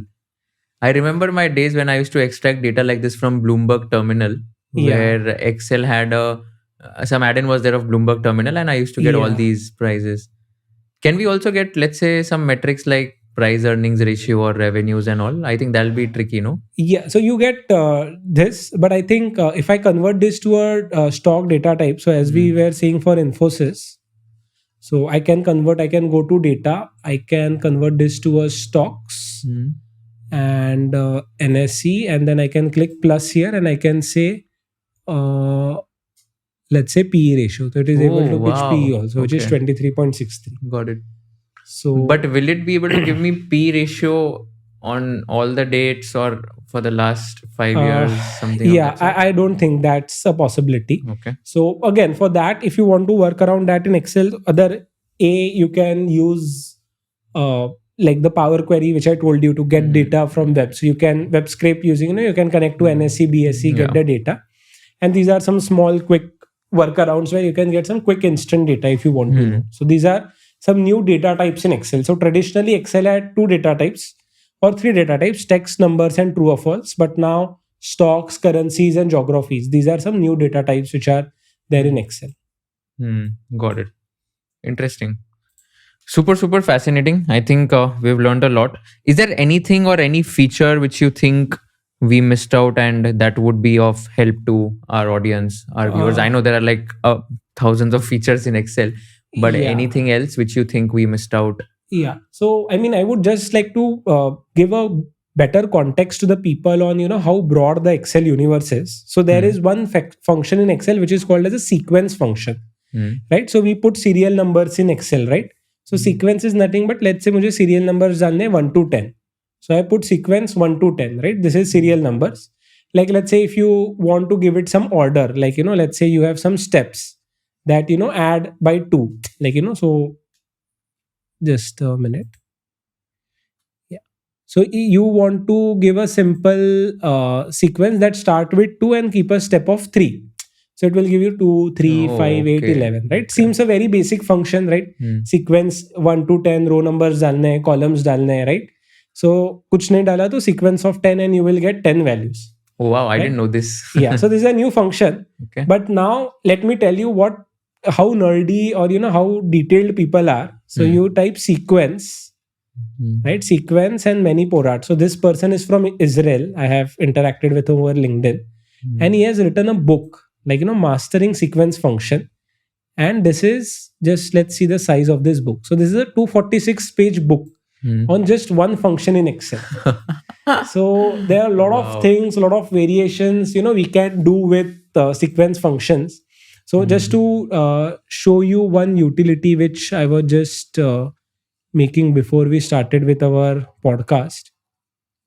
So again, a lot of business users might like this particular utility, which I'm going to show. Let me just do a quick sequence workbook.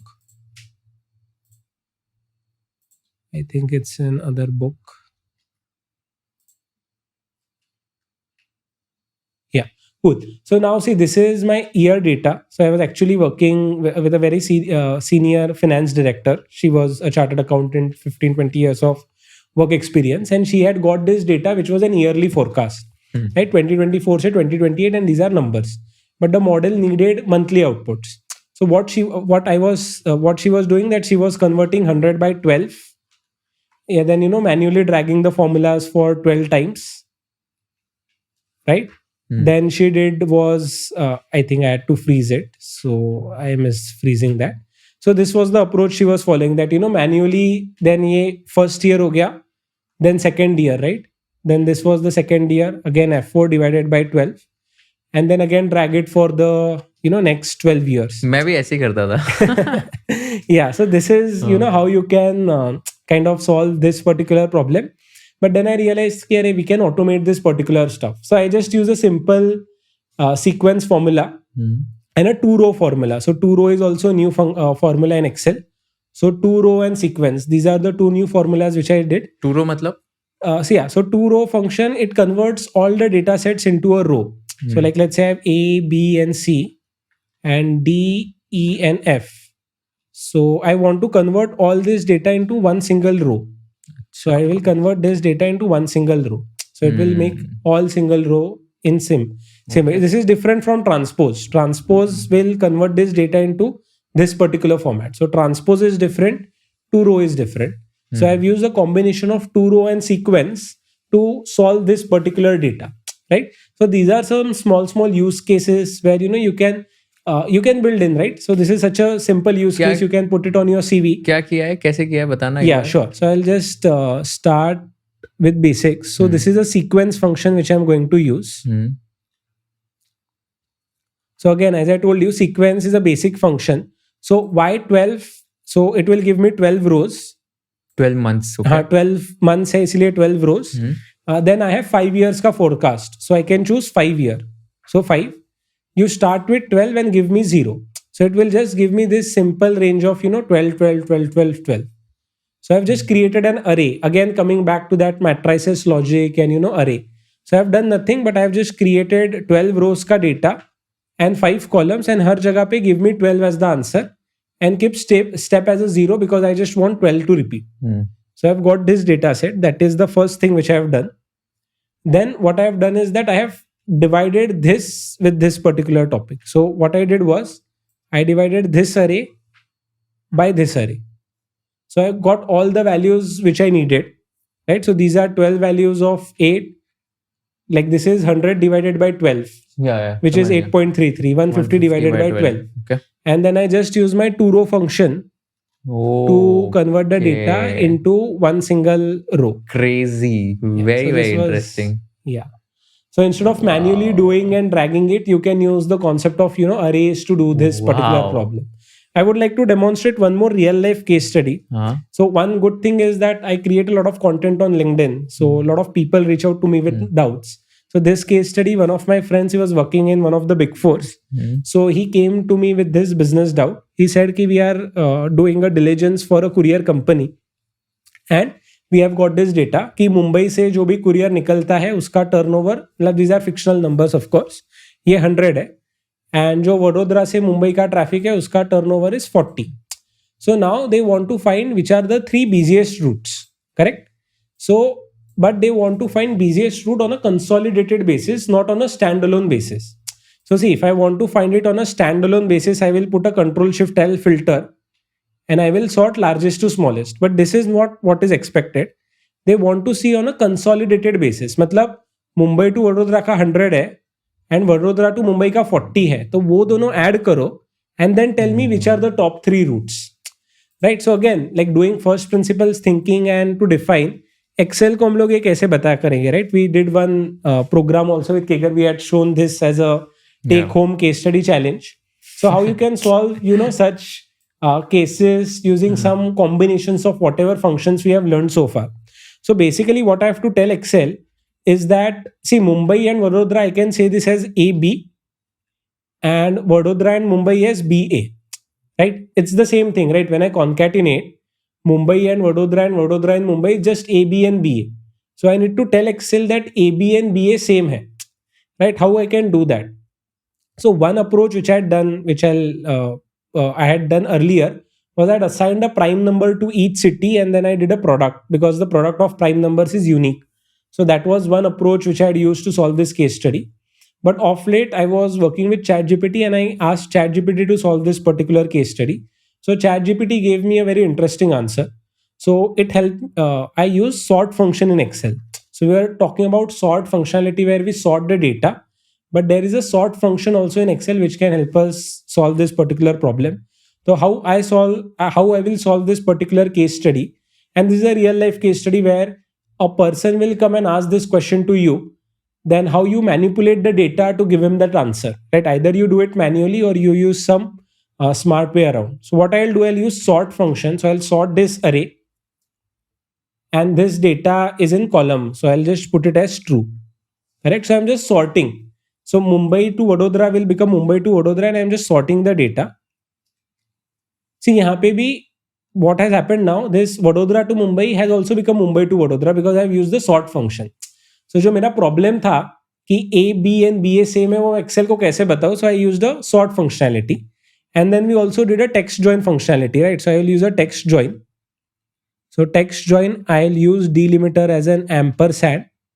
Ignore, and this becomes my data set now. So I can just copy paste this data. Then I can create a unique list of data sets. So this becomes my unique formula. This is my unique. And then I can simply use a SUMIFS formula. So what is my SUMIFS? This is my sum range, correct? My criteria range is this. And this is my criteria. So I sum this and I get the data. And again, I can use a sort formula to sort this data from highest to lowest. So sort. This is an array, sort it on the basis of second column in a descending order. So I do this. Now I can see that Jaipur to Lucknow and Mumbai, these are the busiest route on a console basis. Got it. So this is how, like a real life demonstration on how would you get the data. Now sort function though seems very silly, right? Sort karna hai data. But this is how we can, actually play it around, twist the functions and kind of, work around. So these are some of the use cases which I showed you, like one was about this. Then we also did this building a dashboard, in particular case study. So where we built a very small dashboard which shows us, basic stock market ka data. So these are some of the case studies. I think we discussed a lot about these in our course as well. Yeah. So these are the type of examples which, you can either get through following me on LinkedIn from my old data sets or by subscribing to the course, or just keeping your eyes open and then trying to build some cases out of it. Another, people keep coming and asking me ki we don't have good data, where can we learn something? So now this is a payback period challenge, right? So every BCom student, every CA student has learned the concept of payback period, right? So now I just tell them, you plot year, these are cash flows, and you compute payback period in Excel, right? So this is the formula which I've used to compute the payback period. It's slightly complex and difficult. My God. Yeah, but then this is how your payback period is automated. Like let's say if my third year cash flow is 1,55,000, then my payback period will also automatically change. Okay. Right? So this is how I computed payback period. So open your CFA, CA textbooks, try to see the examples and just try to code them in Excel. That is the best ground for you to practice all things. Wow. What have you done here? आपने index match लगाया है? Yes, I've used the okay. combination of index match. See, again, it's the same logic. So, like, first I need to get the year where I'm making a positive recovery. Right? So 2 lakh से जो भी पहले बड़ा year है, that is 3, because 3 is the base year, because on the 4th year I'm crossing my initial investment. So first I got the 3 value. Then I got my initial investment. Then 1,85,000 is my cumulative cash flow. Right? These are my actual cash flows. And then I divided it by 40,000 to get that approximate, which is my next year ka cash flow. So this is how you can use the combination of index and match. So if you are a college student, BCom, CFA, CA student, take examples from your textbooks, code them into Excel, put them on your CV as a project section, and present this in the interview. You will stand out from the other crowd. Wow. Isn't there a simpler way to calculate payback? Unfortunately, there is no simpler way. This is the rigor which we have to do. Achha. Yeah. And even if you remember, maybe like when you did your CA days, it must be like a 3-4 step calculation to compute this. The advantage is this: once you build this, then you change anything, then it automatically gives you the number. And again, we were talking about Lambda, right? Yeah. So you can create a payback period Lambda. So you just write this function once, and then you don't have to write it again and again. So that is also another new thing which is coming in the Excel, is that you can write these Lambdas and you can automate your work using this Lambda based modeling. वो sheet 1 जो आपने नया बनाया था, वो जो case study था upon 12 months का, उसमें एक और चीज होती है कि like let's say March 24, then अप्रैल 2024, मई 2024, सो ऐसे हमको नेक्स्ट 5 इयर्स तक करना होता है. सो वो क्या कैसे करते हैं? लाइक उसके लिए तो मतलब मैं तो टाइप करता था मैन्युअली 12 महीने और फिर कॉपी पेस्ट करता था, बट उसके लिए क्या बेटर वे हो सकता है? Is there like +1 series of dates? नहीं, मतलब I just want month and year. So जैसे if I am making a profit and loss account month wise, MIS बना रहे हैं, तो से अप्रैल 2024, मई 2024, जून 2024, और ऐसे मैं 5 साल का बना रहा हूँ मंथ वाइज. तो इज देयर अ वे जहां पर मैं इसको you just want to see month on month sales or month on month. Yeah, so in that context, unfortunately you cannot do it very easily within Excel.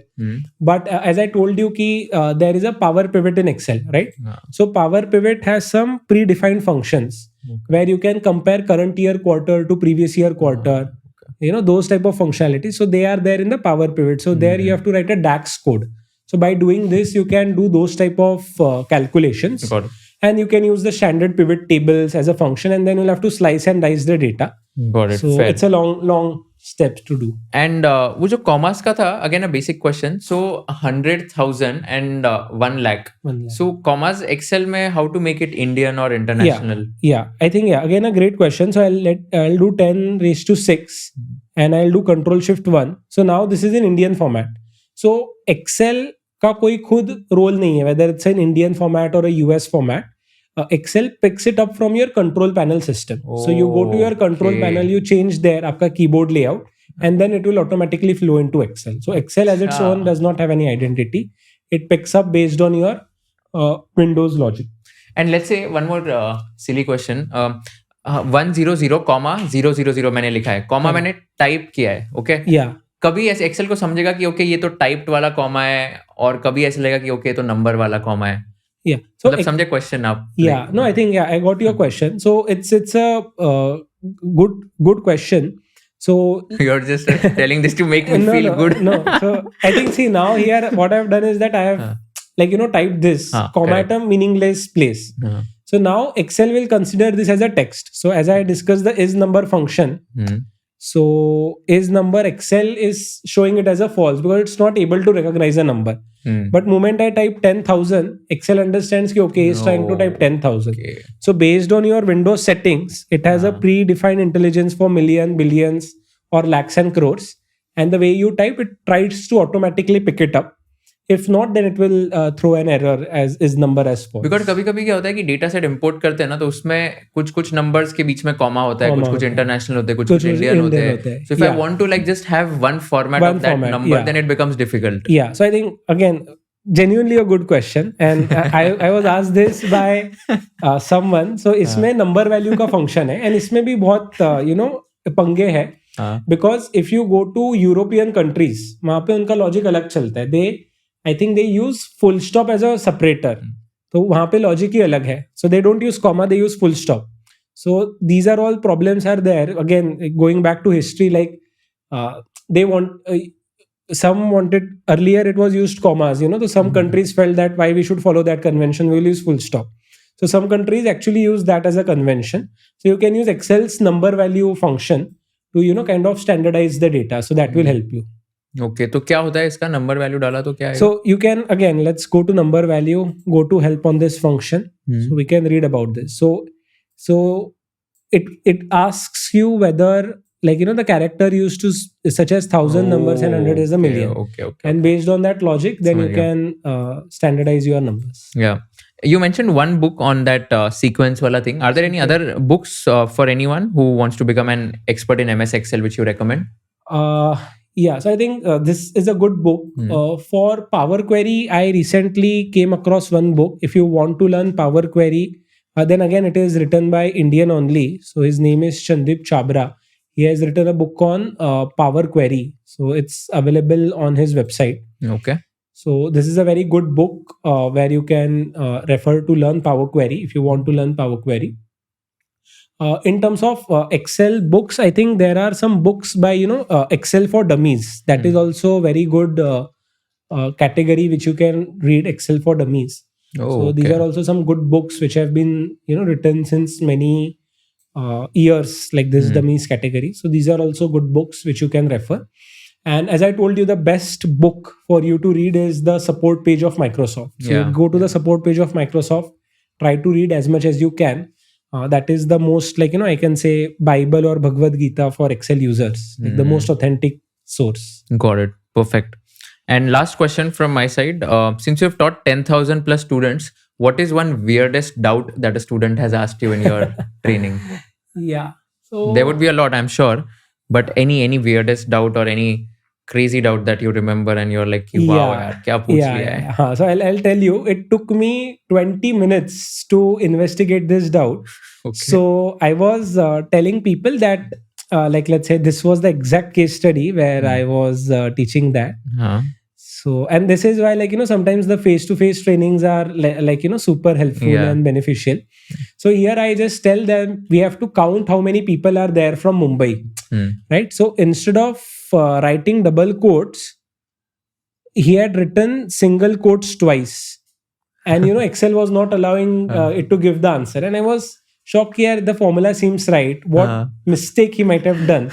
After spending 20 minutes, I realized that double quotes ke jagah single quotes usne 2 baar likh di. So such kind of doubts, come up. And I like teaching Excel, who are from a very different background. Like I was teaching and one doctor was there. So I go to some MBA schools, वहाँ पे healthcare students भी होते हैं.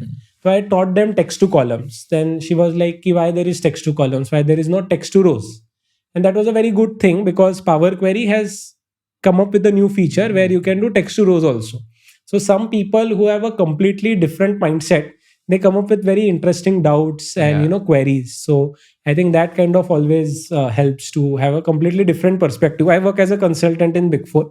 So I think one of the reasons consulting also works is that we come with a very different perspective when we go to an organization. So I think that different perspective is very helpful. And I always believe that, no question is a silly question. Only question that was silly, is which was not asked. Yeah. Right. So we should always ask the questions. And that's how also Excel has kind of pivoted, right? Earlier we had VisiCal, then, new features kept on coming. Now we have AI. So just because we said that something old is not good, VBA Macros got replaced by Office scripts. VLookup became XLookup. Right. So, it might sound a silly question that, why VLookup cannot look at the left side of the data. But after 20-30 years, we have a new function for it. So that has been kind of my, experience or the most weirdest doubt, if I have to say. Lovely. Thank you so much for doing this. बहुत मजा आया ये session के through. I'm sure everyone is going to get a lot of insights, lot of value. You've done this like it's as good as a free masterclass, free course for all the students, and like kudos to your efforts, kudos to your work which you've done in Excel. So this was super insightful. I've learned a lot myself, and you've given me like an Excel overview. Pura. Thank you so much for doing this. I'm sure everyone's going to like it. And thanks a lot. Wish you the best. Yeah. Thank you so much for having me.